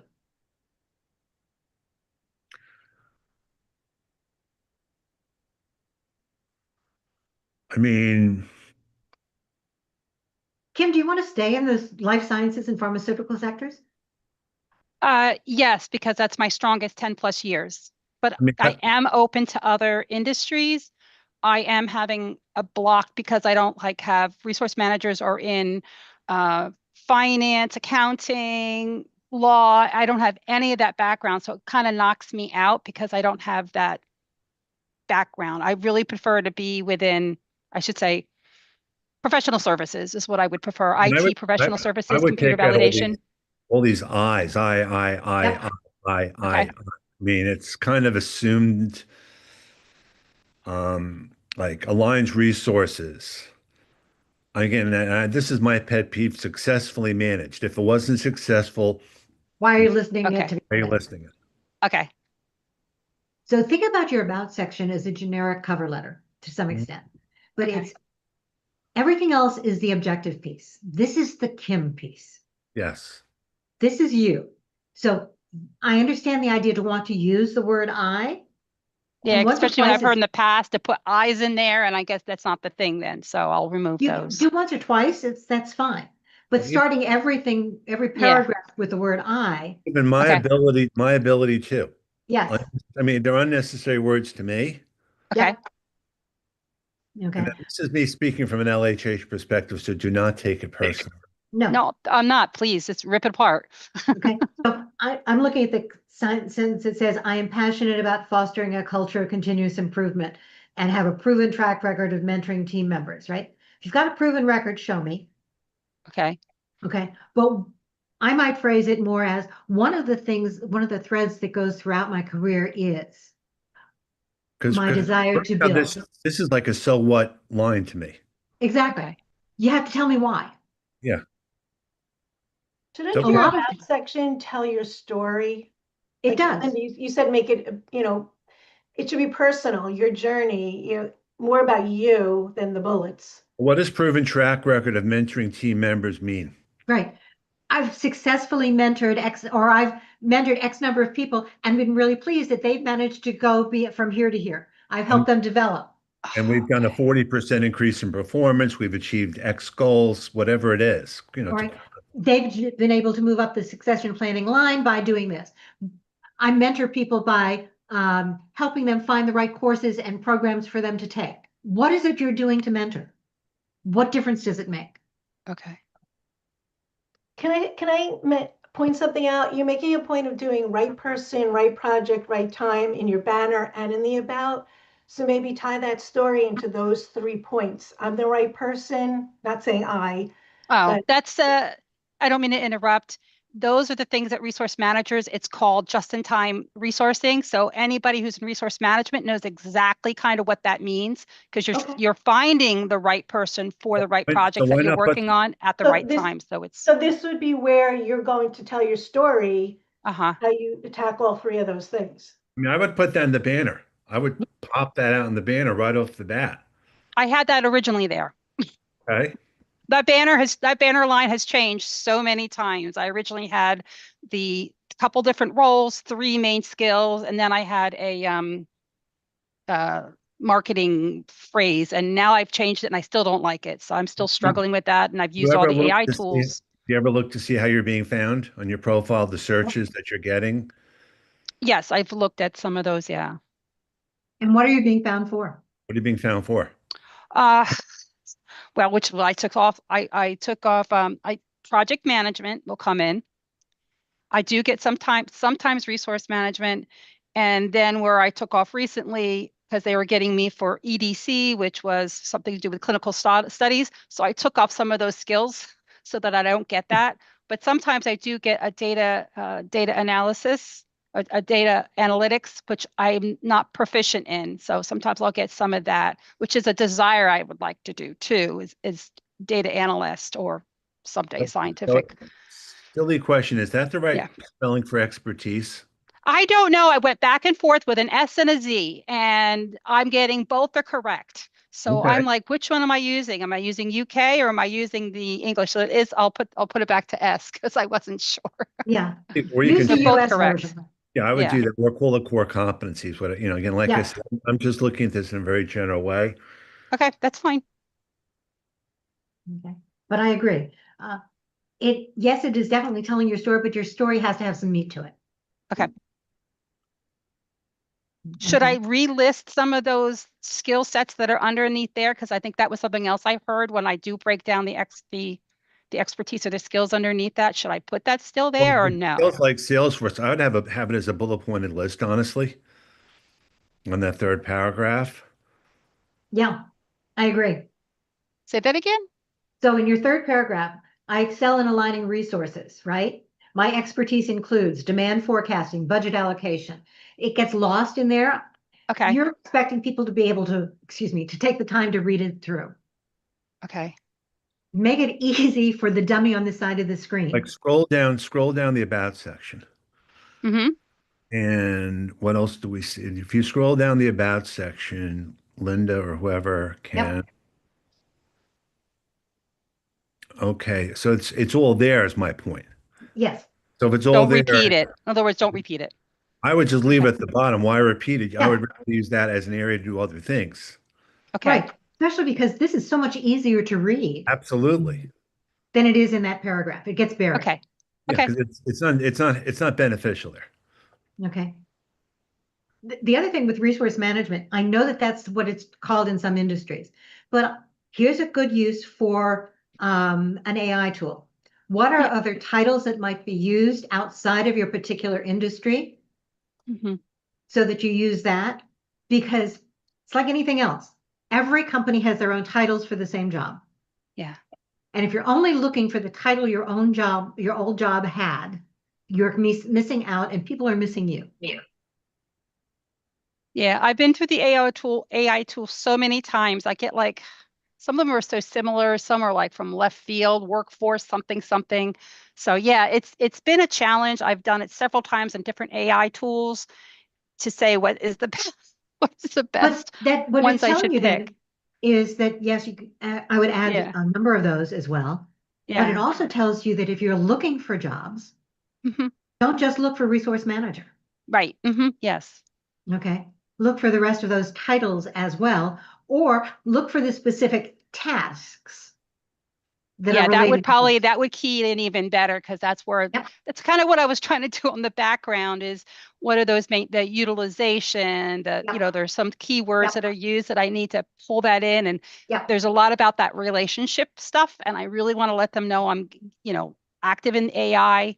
So that's what I was trying to grab there. So I guess should I do any kind of words in the back or just in the back of that background? Because I do like the background, but if I keep that background, it is much too then I busy. got to pull off everything else. I Yeah, guess I should I pull off would. everything else. There's I honestly, it's so much there. It's trying to Okay. figure out what it is. I don't know Okay. what this 34% is here. Oh, okay. So I don't like that whole part too. Well, Oh, I can't okay, tell what okay, it's okay. for. Yeah. All right. Got it. Okay. If 34% is important, then make it so that I can read it and understand it. And not only that, understand what it does to apply to you. All right. Sounds like I need to totally remove that background, put something that's a little more simple. And do you think it's still okay to have maybe a few bullets out there, depending on the background that I pick? Mm-hmm. Okay. But remember, look at it on your phone first. Okay. Or in addition, before you walk away. All right. That's a lot of work. Okay. All right. Linda, it's Lisa Pagano. Would you take a quick look at mine? Oh, it's 1:32. Okay. So I can stay on for another couple minutes. Okay. Ken, I don't know about you, and that's okay. He dropped, I think. Yeah, I thought he did. Yeah. So, by the way, guys, remember to copy the chat. I will put this up in LinkedIn, YouTube. It's up there now, but it will be there. Carrie, if you want to chime in for anything, sorry I didn't see you there. I apologize. I've not been monitoring the chat or the room.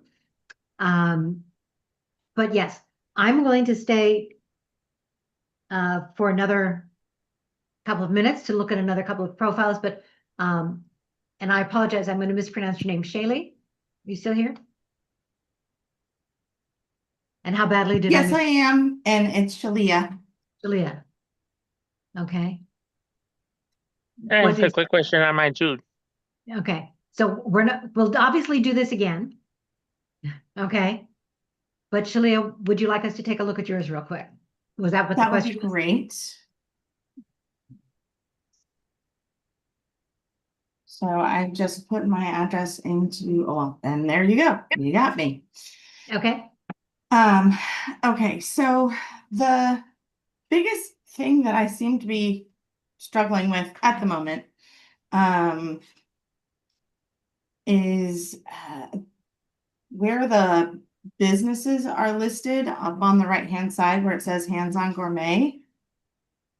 So yes, I am working for Hands On Gourmet part-time. I'm also working for Mission Raleigh Regional Occupational Program, which is where I used to work for 10 and a half years. And now I work for them as a substitute while I'm looking for the job. Okay.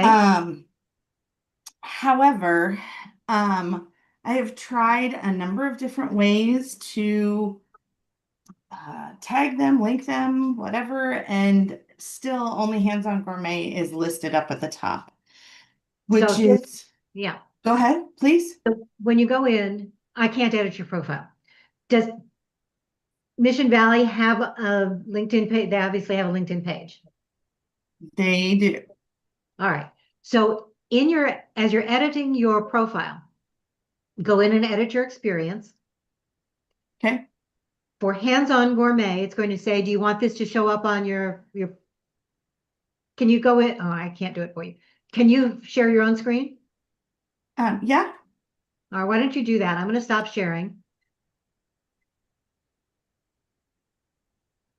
Yeah, Linda, there is a checkbox. If you Yep. open up the upper section just below the banner photo, if you click on the edit button of that, there's a checkbox to help you pick what present employer you want highlighted in Exactly. that section just below the profile banner picture. Correct. And that's maybe where you need to make that particular selection occur. That's why I wanted her to show up her own so we could show her on her profile. Yep. Okay. So say that, you guys can see. So say that one more time because I was trying to get you guys up and That's all running. right.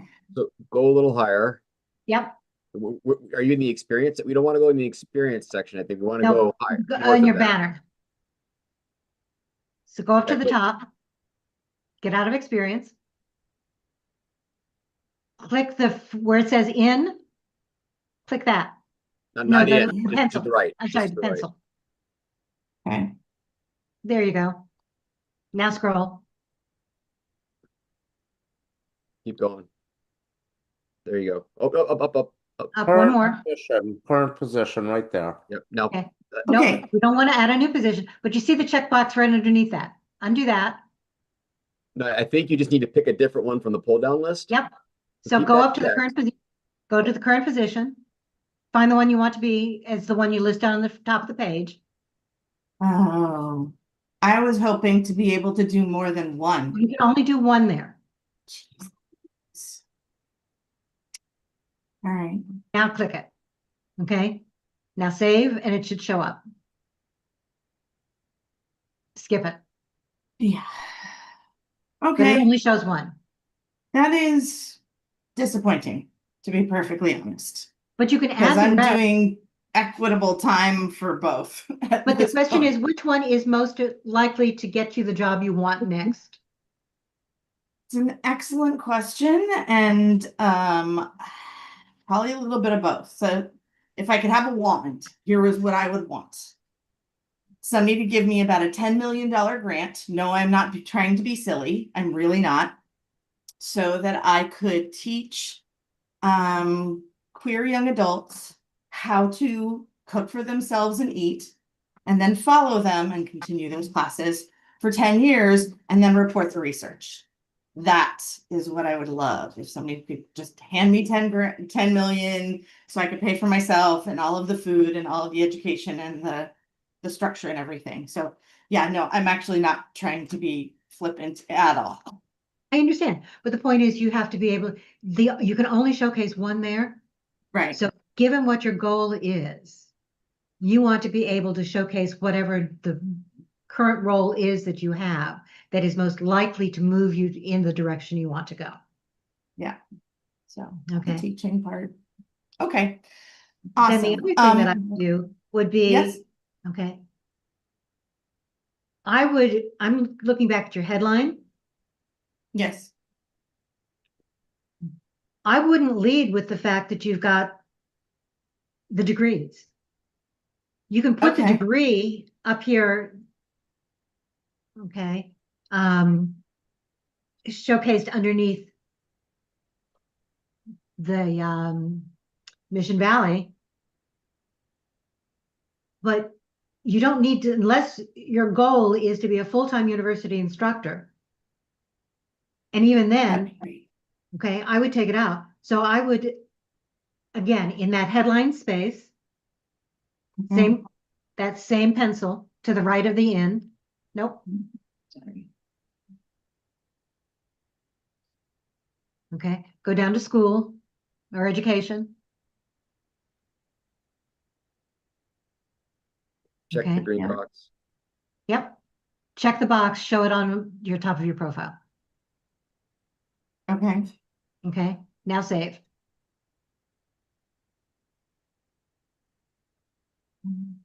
Okay. You've already got your degrees listed after your name. Right. You don't need to use it because I can search those. You don't Sure. need to list those as part of your headline. It's Okay. wasted space, Okay. okay? And there's no additional benefit. All right. So I will edit that out. Okay. One other question. So as you were saying, your about section is you. Yep. And I've read lots of about sections, and mine's definitely different than most. And one of the things that I do say is that I have dyslexia, but I think that it made me be able to think differently about things. Yep. I'm okay with that, but I don't know if other people are going to be okay with that. Okay. So as an example, Yes. there are a couple of ways that you could do it. You could list it in your about section. Mhm. You could also in your headline. We've now removed the education, right? But one of the things you could say is,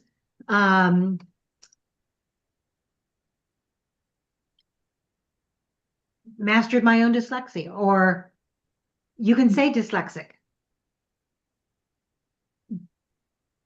You can use some phrase that says not only that you have it, but that you know how to work around it and to help other people work around it. Overcoming obstacles. No, overcoming obstacles is much too broad. Okay. Because overcoming obstacles could be anything from, let's see. But I it's know how to making put the it paperwork where it needs to be. Here's where you need to be a little more specific.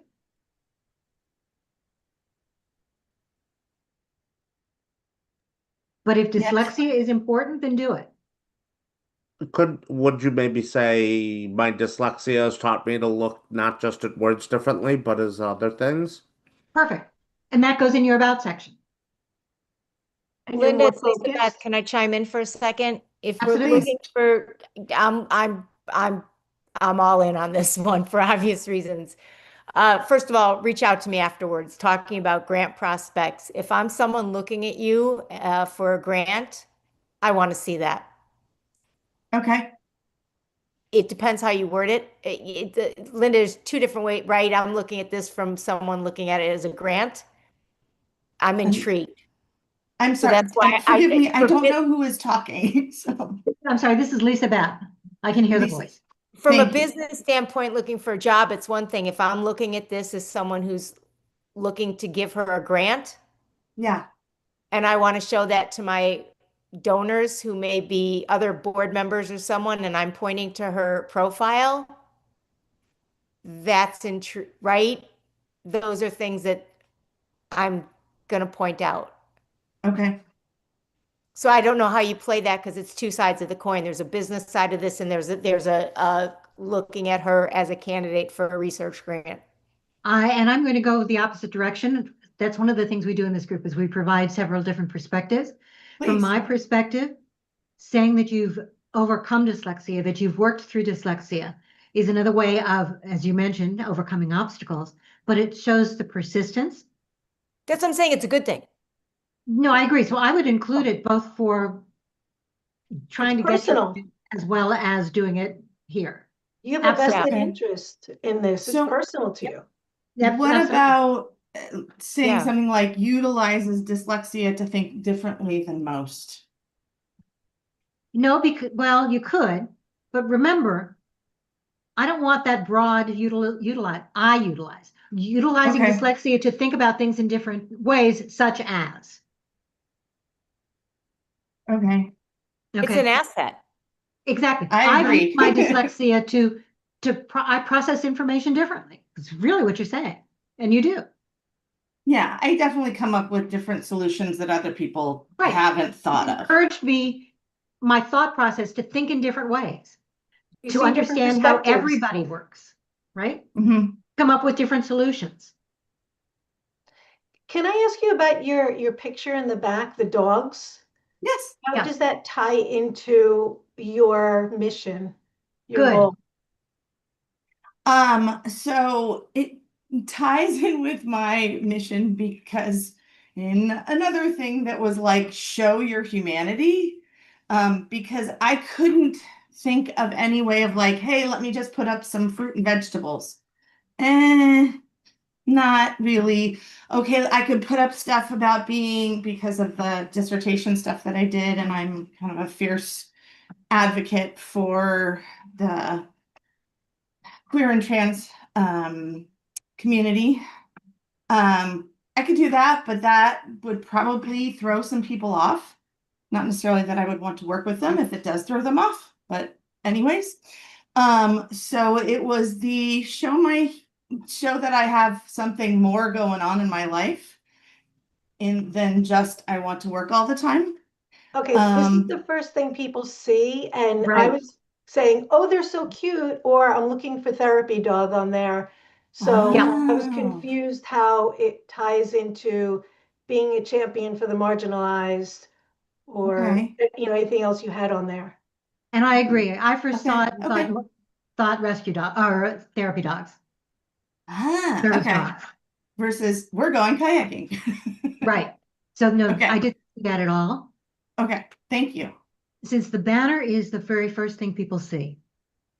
Yes, it's important to have one, but you want one that represents not only you, but what you do. So if the dogs are important, okay, then find a way of talking about them elsewhere, but I'm not sure. I might do a post about them, but I don't think Okay. I'd make them your banner. Okay, thank you. Okay. Right. Fruits and vegetables by themselves, maybe not, but how about a group cooking? Or Sure. I can't even think of something offhand, but there are lots of different things that you could put up there, even if it's just a blank banner with your name. Okay, interesting. I didn't think about that, but okay. Okay. But you want it to be representing you. Food shelter? You could do children, but you're not really talking necessarily about children, so you need to be No, careful. food shelter. To Oh, be shelter. honest, I have worked in the 10 and a half years before I finished my doctorate. I worked at an alternative continuation high school and didn't know I was burnt out until I left to work on my doctorate. Yep. Then I could look back and go, oh, bursting into tears after this, the shooter drill is probably not. Yeah, we'd Not had where a you couple of kiddos shot the previous week. It was bad timing, Oh, but I'm sorry. anyways. Okay. All right. But yeah, so those are some of the things that you can do, Shit. And then the other thing is, I'm not sure are you a property manager? Yes. Do you want to be a property manager? I would be totally fine with that, especially if I'm running construction projects. I'd be happy to do that. Okay. Right now, your profile is all over the place. Your headline is all over the place. Okay. If I look at your headline, I have absolutely no idea what it is you want to do. Okay. More importantly, I have no idea about what you want to do for me.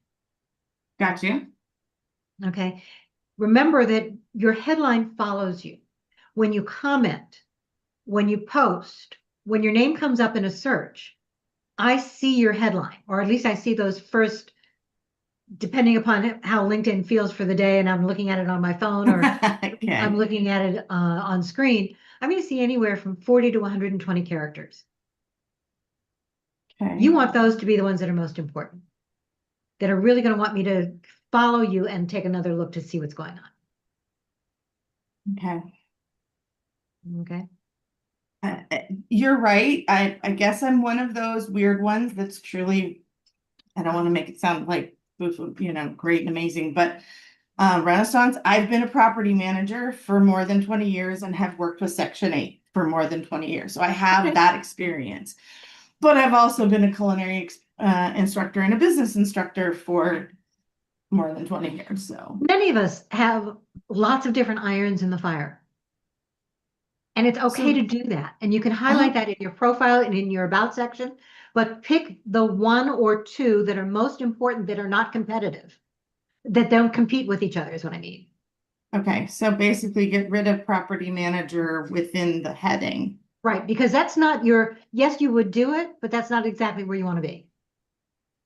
Your goal is not to do property management, if I'm hearing you. No, it is not my goal to do property management necessarily. Okay, you would, If somebody so you walks and still handed have me those the skills job, sure. there. You still have it listed on your profile, but it doesn't, in your heading, I'm going to pull you up based on what I'm seeing there. I'm going to see whether or not I'm looking. But if I see that, I have no idea whether you want to be in property management. And property management, when I first see it, for most people, you're managing an apartment building. You're not doing construction project management. Sure. Okay.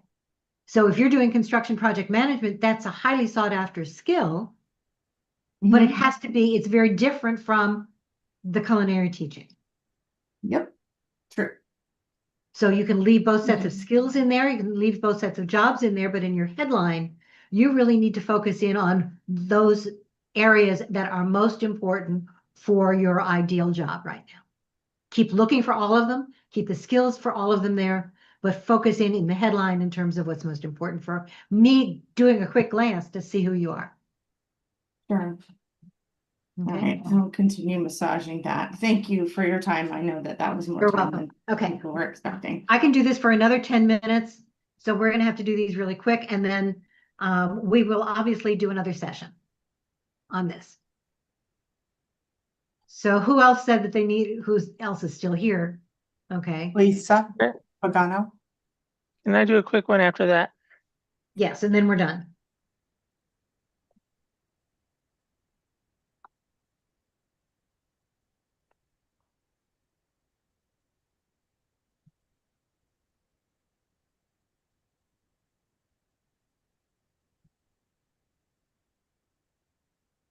Okay, Lisa. And again, might be better, Linda, if the person that wants to be reviewed is sharing it, so if there's a quick real-time edit. But Perfect. Go ahead, Lisa. I've got mine up, so it's fine. Do it. How Share do you it. want to do it? No, share it. Okay, 1 sec.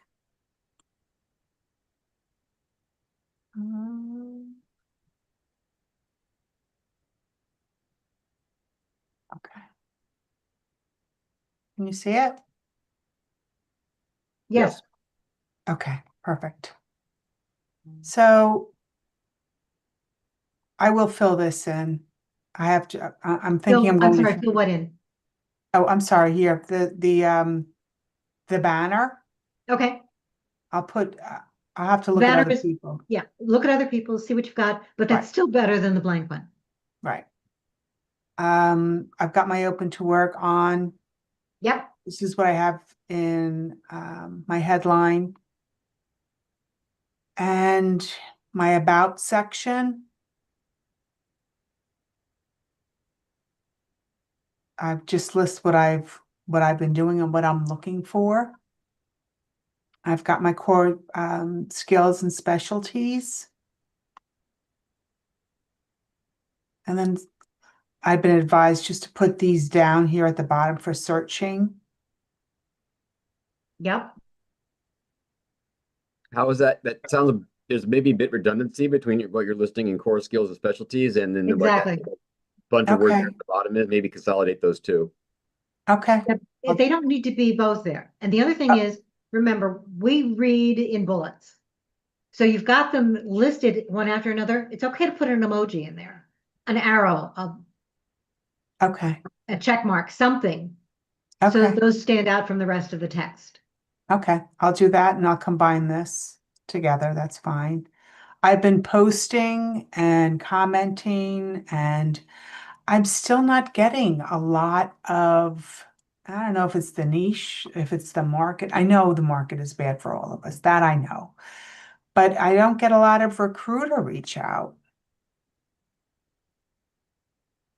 Okay. So when recruiters do reach out, what are they reaching out for? Can you tell what they're finding you on? No, I'm not certain how to check that, but I can Google that to figure out or ask ChatGPT. But typically it's for regulatory controls, regulatory governance. Is that what you're looking for? Well, I really primarily want legal operations. What's That's the what I difference? have. I'm sorry? So when I'm looking at your skills, I'm looking at your posts, sorry. No, that's okay. I have it up on my screen too. Okay. If I'm not looking at you, that's the reason. I'm looking at your skills, legal Right. operations, outside counsel management. Yes, you need the additional endorsements there. Mhm.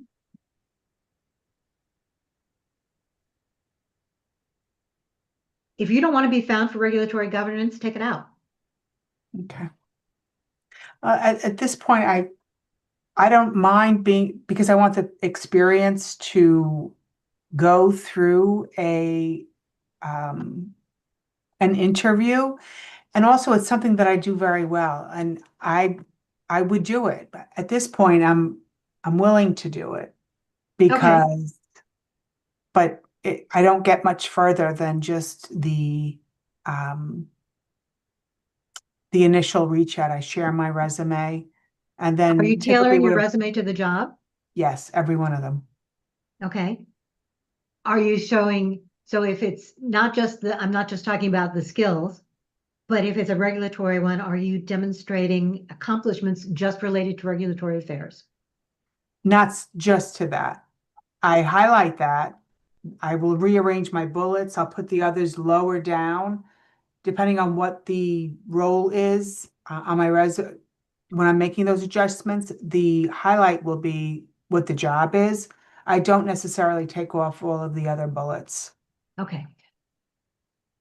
So from my perspective, Mhm. and Carrie, you can chime in too if you're still here.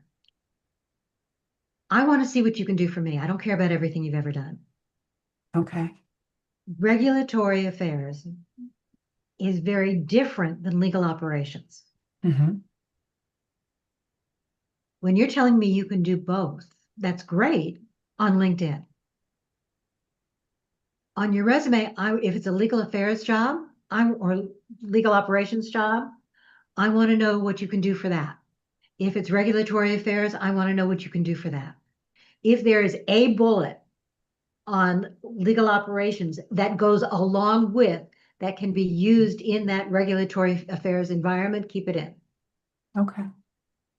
Your resume for a job is not about everything you have ever done. Right. It's specifically about what you can do for me. And I know that that sounds selfish on a company's part, and it is. But their goal is to get somebody to do their job. And their job may be very different than what you've done in the past. Okay. Okay. Thank you. You're welcome. So posting is great, commenting is great. My recommendation is not, and I've seen you do a couple of these. In fact, I commented on one, I think this morning Yes. or last night. But Thank you. you're welcome. But the idea is you want to make sure that you are, if you're posting here's the order hierarchy in terms of post. Can you stop sharing, please? Oh, sure. Of course. Sorry, just for a moment. No. Okay, and then we'll do TJ's. But in terms of what gets you the greatest visibility, it would be, believe it or not, commenting on somebody else's post. Mhm. Meaningful conversation, not just commenting for reach. Yay, this is great. Ask a question, carry the conversation further. Add your own perspective. Mhm. Something to move that conversation forward counts more, and it counts more because it's not just your people who are looking or may look, but it's also the original poster is spreading it through their network. Plus everybody else who's commented on it also spreads it in effect through their network. You'll get much more visibility that way. LinkedIn also uses those meaningful comments as a way of helping to direct who sees your information and what you see in LinkedIn. So first is the meaningful comments. Posts are important, but not as important. And if you're posting, make sure that it's more than just, I'm reposting to share, okay? If you're reposting, repost with a meaningful comment. Why? What is it about this that spoke to you? What additional questions do you have? Where can you move this conversation? Linda, is there a way to filter posts from I got a job, I have an anniversary, I got a new certification to something that you could more contribute to? I feel like so much of my post is laden with people posting their own news, which is great, but it's not moving any of what you're talking about forward because it's all just sort of catch up. Like, is there a Yep. way to narrow it down? Actually, there is. So I'm going to share my screen again for a moment. Linda, Yes, I'm gonna circle my question back. It's really quick. I'll go circle ahead. it back to you in IM. I'll just DM you it. What's your question, TJ? Okay, one quick second. 'Cause I'm late for another meeting too, so. Oh, sorry about that.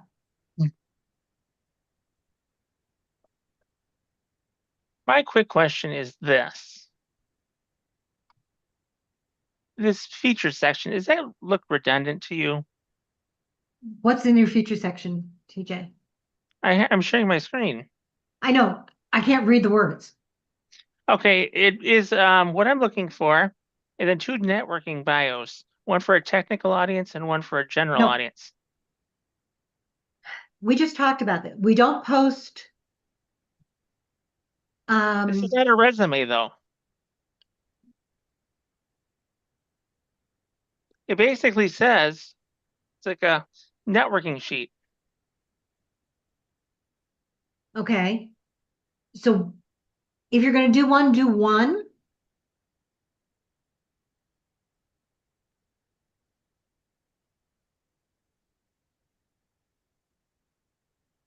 Can you Sorry, make too that much. larger? That's what I was saying. I can't read the words. Yeah. And I know I've got old eyes.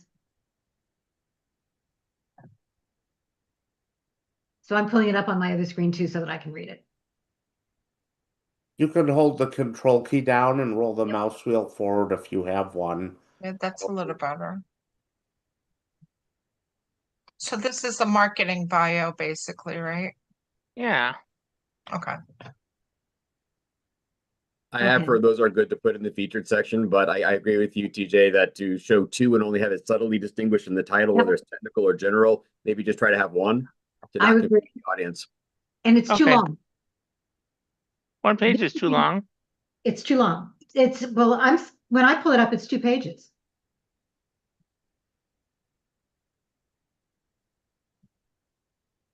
Oh, the general one is 1 page. The technical is 2. Okay. You've got information in your profile that talks about almost everything that's in that, or does talk about everything in your technical. What makes it Okay. different? If this is going to be a networking bio, okay, this is your 1-page sales sheet, basically. It should be different than what I can just read on LinkedIn. Okay. Should be an addition. But there should be something there that tells me why I want to do a little more about it. Okay. Okay. Thank you. I'll own that down a little bit. Yeah, I would make it no more than 1 page. Okay. Thank you for your quick insight on that. You're welcome. All right. And now we were looking at, I'm sorry, at who's going to share their screen? It was my question on how to sort through the noise. Oh, yes, thank you. Sorry, you were going to share your screen. I am, because I have to show you on my.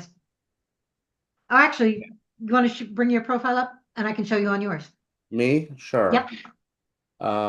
Okay, 1 second to do that. And then we're done. Sorry, guys. Linda, while he's doing that, sorry, you started down the order of hierarchy for visibility. You said first commenting on others' posts. Second, you said Yep. own post. So- Is there a 3rd, 4th, and 5th? So comments like yay, congratulations, does nothing. Yep. Okay. So it's the comment with meaningful comment on somebody else's post, your own post, and then a shared post. Thank you. Okay. The difference is the shared post is not as useful because it's basically the other person's comments, the other person's ideas. You're limiting the reach within their network and all the other commenters. You're much better off commenting on their post rather than sharing it that way, unless you are sharing it with a very meaningful comment. Is there a distinction in your terminology between reposting and shared post, or are those synonymous? You're reposting somebody else's post? That's the same thing as shared post. Okay, thank you. Good question. Linda, can Yes. you hear me? I can't share my screen as freaking out, so Problem. I'm sorry. Not a problem. Popped up as well. I'll get into mine in a second. I'm gonna bounce out and rejoin. Sorry. It's okay. Linda, I have a question. It's Alexandra. Yes, Alexandra. I'm curious about the if you're commenting on someone's post in a private group, does it carry the same weight? In a private group, it has nothing to do with the algorithms. Okay, so it does not count towards it. It has to be to the LinkedIn mass. So if you're commenting on a post in a private group, okay, you're obviously not sharing anything. You're not sharing somebody else's post in a private group, unless you're sharing something from outside the group right? Yeah. So No, I'm specifically saying if there's a post and you're engaging within the private group, but it remains within the private group, it's not really helping the algorithm much, No. right? If it is in Okay. a private group, no. If it is in a public LinkedIn group, yes. Yes. Okay, thank you. Okay, can you all see my screen? Yes. All right. Yes. So you asked how to narrow down your feed. So there are two things. One of which is if I go up here to my network, Charles. Yep. Okay. You'll see the catch up. Long at home, by the way. Okay. So catch up would be the job changes, the birthdays, the anniversaries, the educational changes. Yep. You can change your settings so that you're not getting notified of those. Or you can just ignore them. But the way you change those is to go into your notification settings. What I want to do instead, though, for the moment, since we're really late, okay, is that you can narrow down your feed. The more you comment, the more it's going to show LinkedIn's algorithm feed is going to show you posts that they think are important to you. But you can also make some of those decisions yourself. So I'm going up into the search bar. I'm not searching for anything yet. Okay. I'm just going to hit return. Maybe. There we go.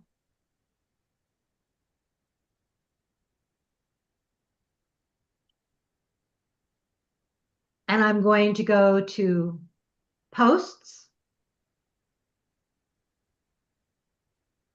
Wait, I'm sorry. How did you get to that with the posts I'll show you. drop down? So I'm You're back. I'm back on my home page. Yep. The search bar. I'm looking for.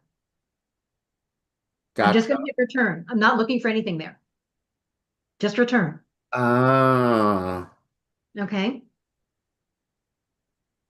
Now I'm going to go into posts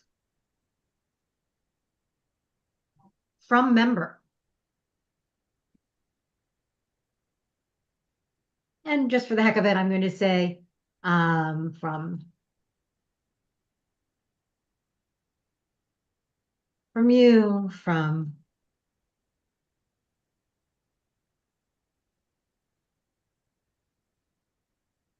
I'm just pulling some names off the top right here, okay?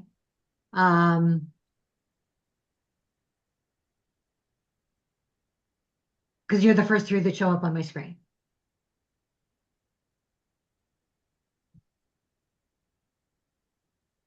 Okay. So now I've got 4 people. You can change this. I'm going to show results. So you're going to pick people that you want to follow, people who are thought leaders in your industry. Part of this is doing your research to see who they want to be. Now I'm going to go in and I'm going to say, date posted. And you can make it the past 24 hours, the past week, show results. The only results you're going to see right now would be from those 4 people. So if they're people that you want to comment on their posts, you now have that ready feed. And what you can do, what I do, okay, is that once I've got this, I'm going to make this a bookmark so that I can go back in and do it once a day, once a week, whatever it is, depending upon how I'm setting it, so that I can see what they've done. These people, and I don't have to put that search criteria in every time. By the way, Linda, if you click on all filters, I just discovered based on your share, you can do it by company name as well. Yes. If you wanted to just search for companies rather than individuals. Absolutely. Yep. Okay. Thank you. No, that's great. So you can It's the put it in and hit enter with leaving it blank that threw me. Okay, so that's the way you do that. So if I'm going to do it again, I can do, Oh, okay, I'm just starting it fresh. So I'm going to reset. So now I'm looking for posts, all filters from, give me Dropbox. I don't know. you can also go down to author and choose author industry, and there are drop downs there you can chat. So there are lots of different ways that you can do it. Wow. But this helps you filter your feed. Now, what's interesting is that the more you do it and the more you start commenting on those posts from the people that you are interested in, the more likely those are to show up in your feed. Wow. And then the other thing was go into your settings and privacy.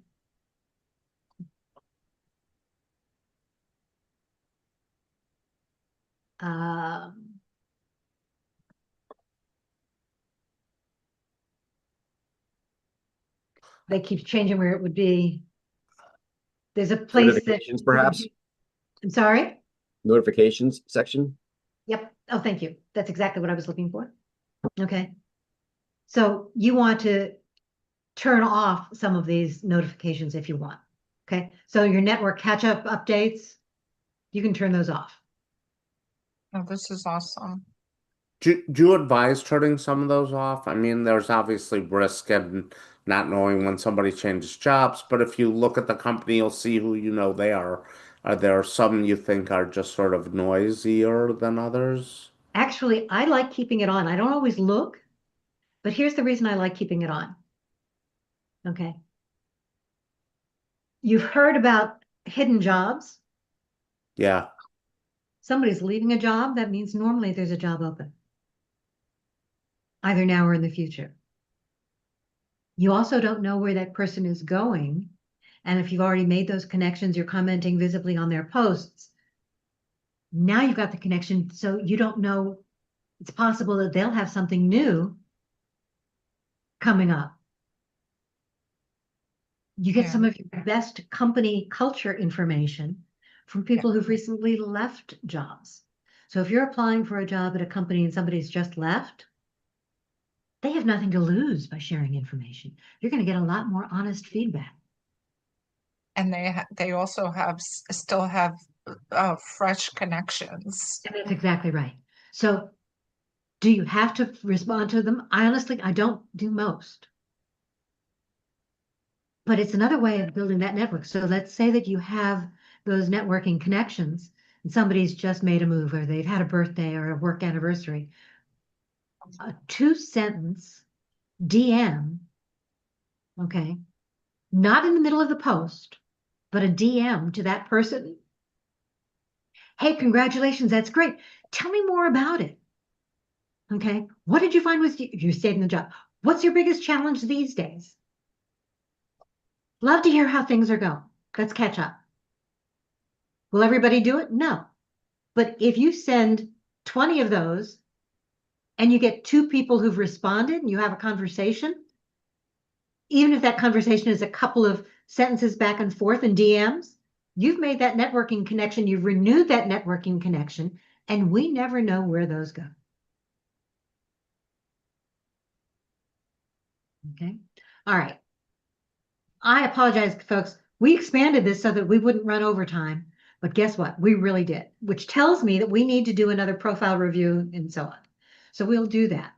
Okay. We'll do some more resume reviews as well. Was this a useful session? Yes. Okay. Very. So we will continue to do these kinds of things. For those of you who stayed, as a reminder, copy the chat. Let me know either in DMs or in chat what additional topics you would like us to cover. Please make sure that you come next week. I would love it if we had a full room. Okay. Share our wins, share our ideas, share our support for each other, share the things that are working. And you know, we're going to ask questions too. We always do.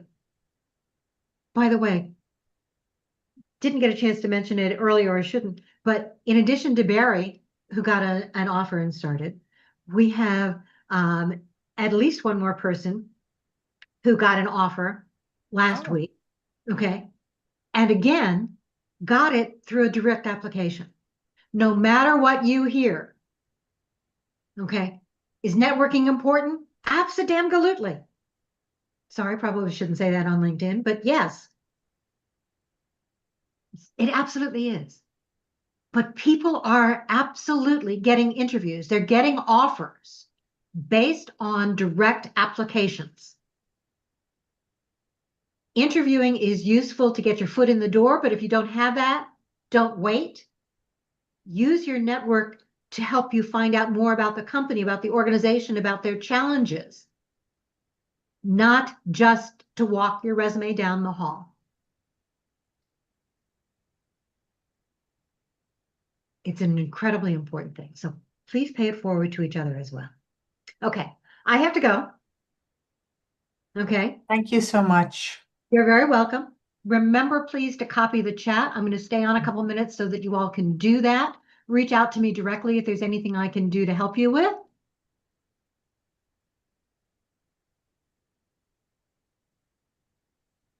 Okay. I know that we still have a couple of questions. Cindy, you've had your hand up for a very long time. What can I help you with real quick? Oh, thank you, Linda. Sorry, I'm not on camera. So I know you said don't put your resume on the job sites. Is that because of the scammers? Yes. Not only that, you can't customize it. Right, right. You want to take, there are very few things you can control. You can control what people see about you. You can control how you apply to a position. Yeah. Because a couple of people, like some people have contacted me because of it's on Indeed and ZipRecruiter, but then again, I'm inundated by scammers to my Gmail account. It's Exactly. just horrible. So don't do it. So just take them down? Take them down. Yeah. Oh, Yeah, I see what you're saying. okay. Because if it's out there, you're going to get all kinds of garbage. Okay.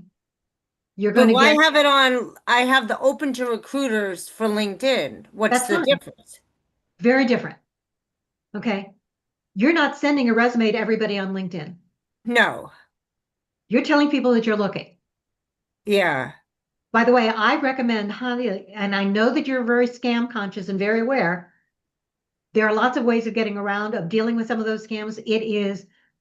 There are fewer than 1/3 of all people, all recruiters on LinkedIn who use LinkedIn Recruiter. They're the only ones who see it, Cindy, if you are listing it as recruiter only. Okay, Period. good. Yeah, because I can't have it open to everybody. Too many scammers. I just can't stand the scammers.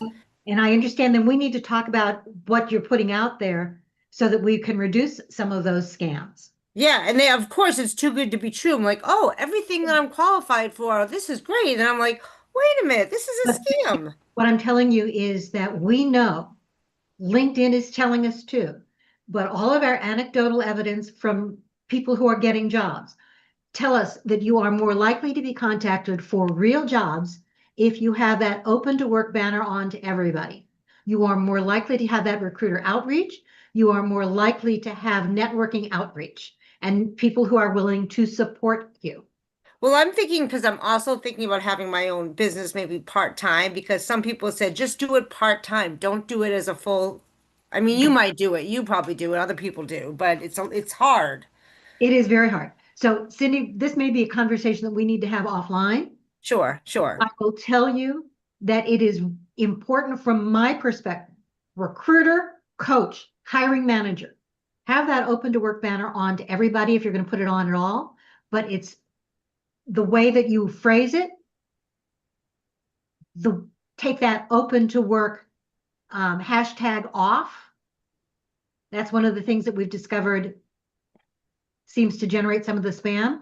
And if you're getting the spam, report it. Block that individual. How do you report it if it goes to your Gmail? Are you getting it? These are Gmail people responding to you? It's via my Gmail, and then you look at who they sent it out to. Old emails that I've had, and some are non-existent. They're made up email. And you look at the to address field. That I don't even have some of those emails. That's junk. In which case, then that's an automatic. You know that it's wrong, but they're getting that email from something. You could report those to Google. You report to Google? Yeah, I've probably gotten less than 10. I mean, over the last months, it's horrible. So at that point, impersonate people on LinkedIn. You look up, you find the real people.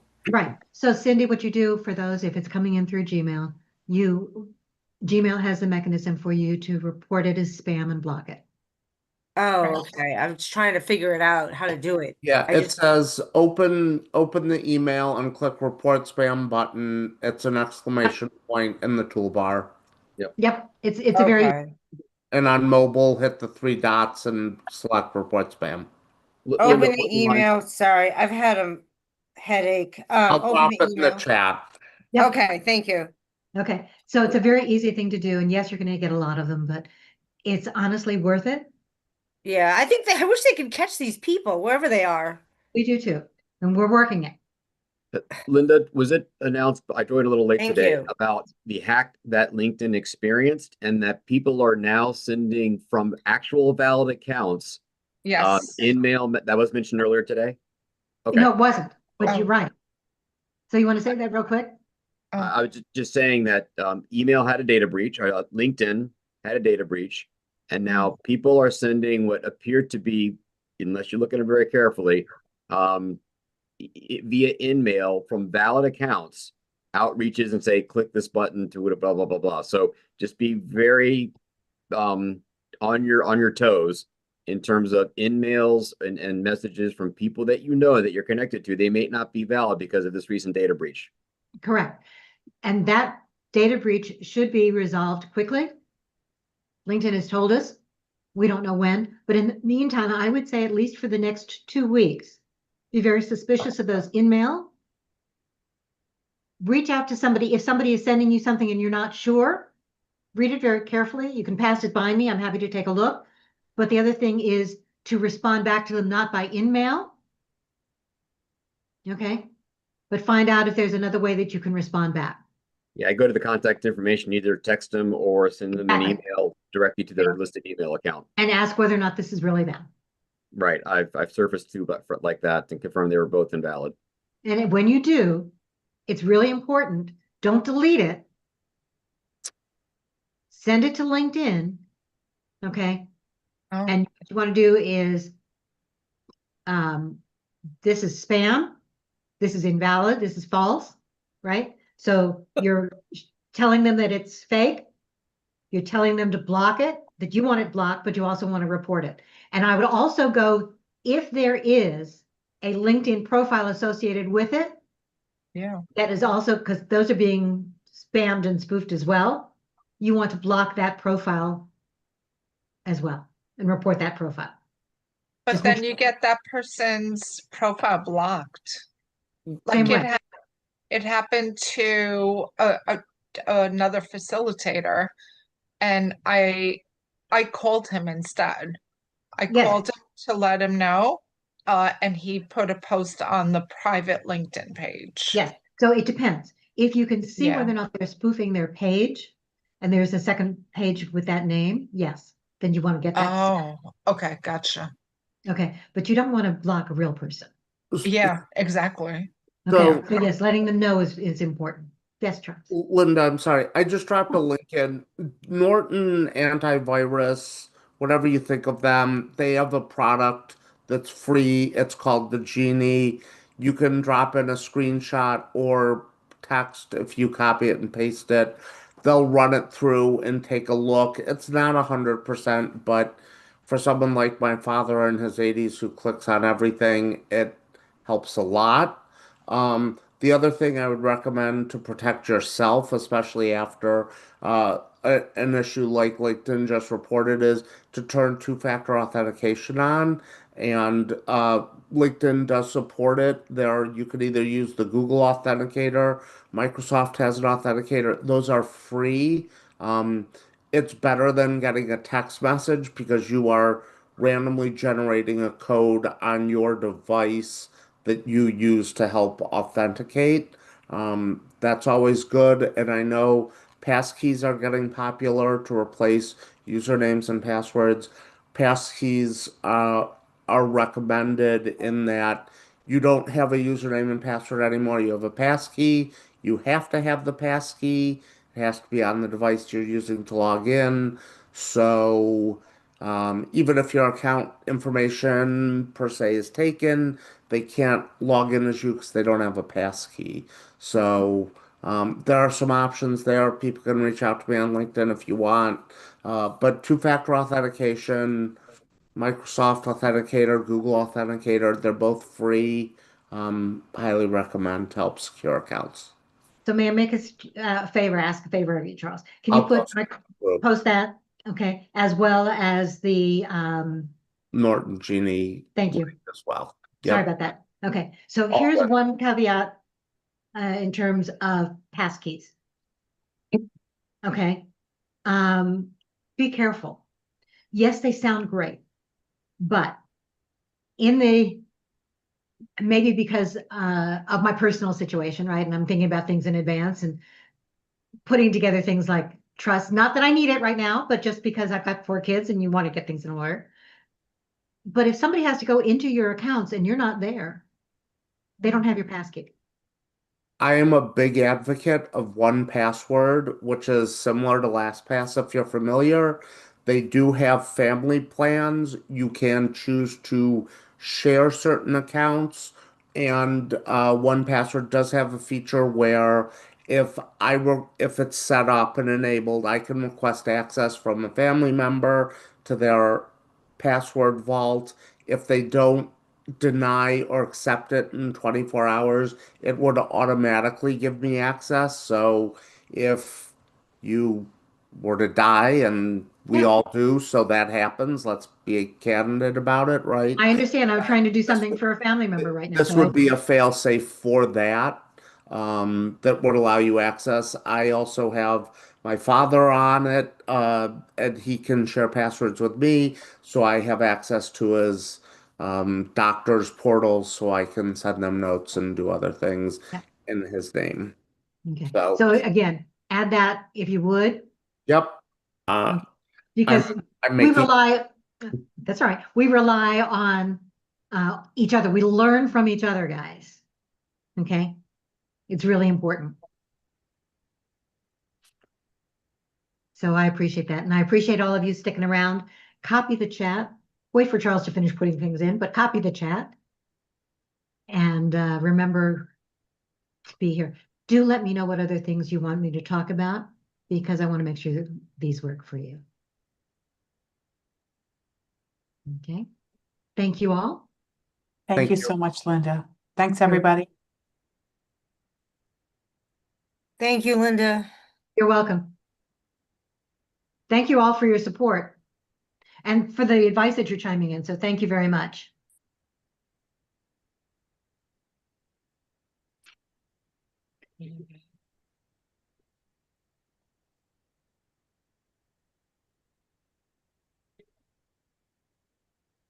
The recording is still on. Oh, thank you very much. I appreciate that. I should have turned that off.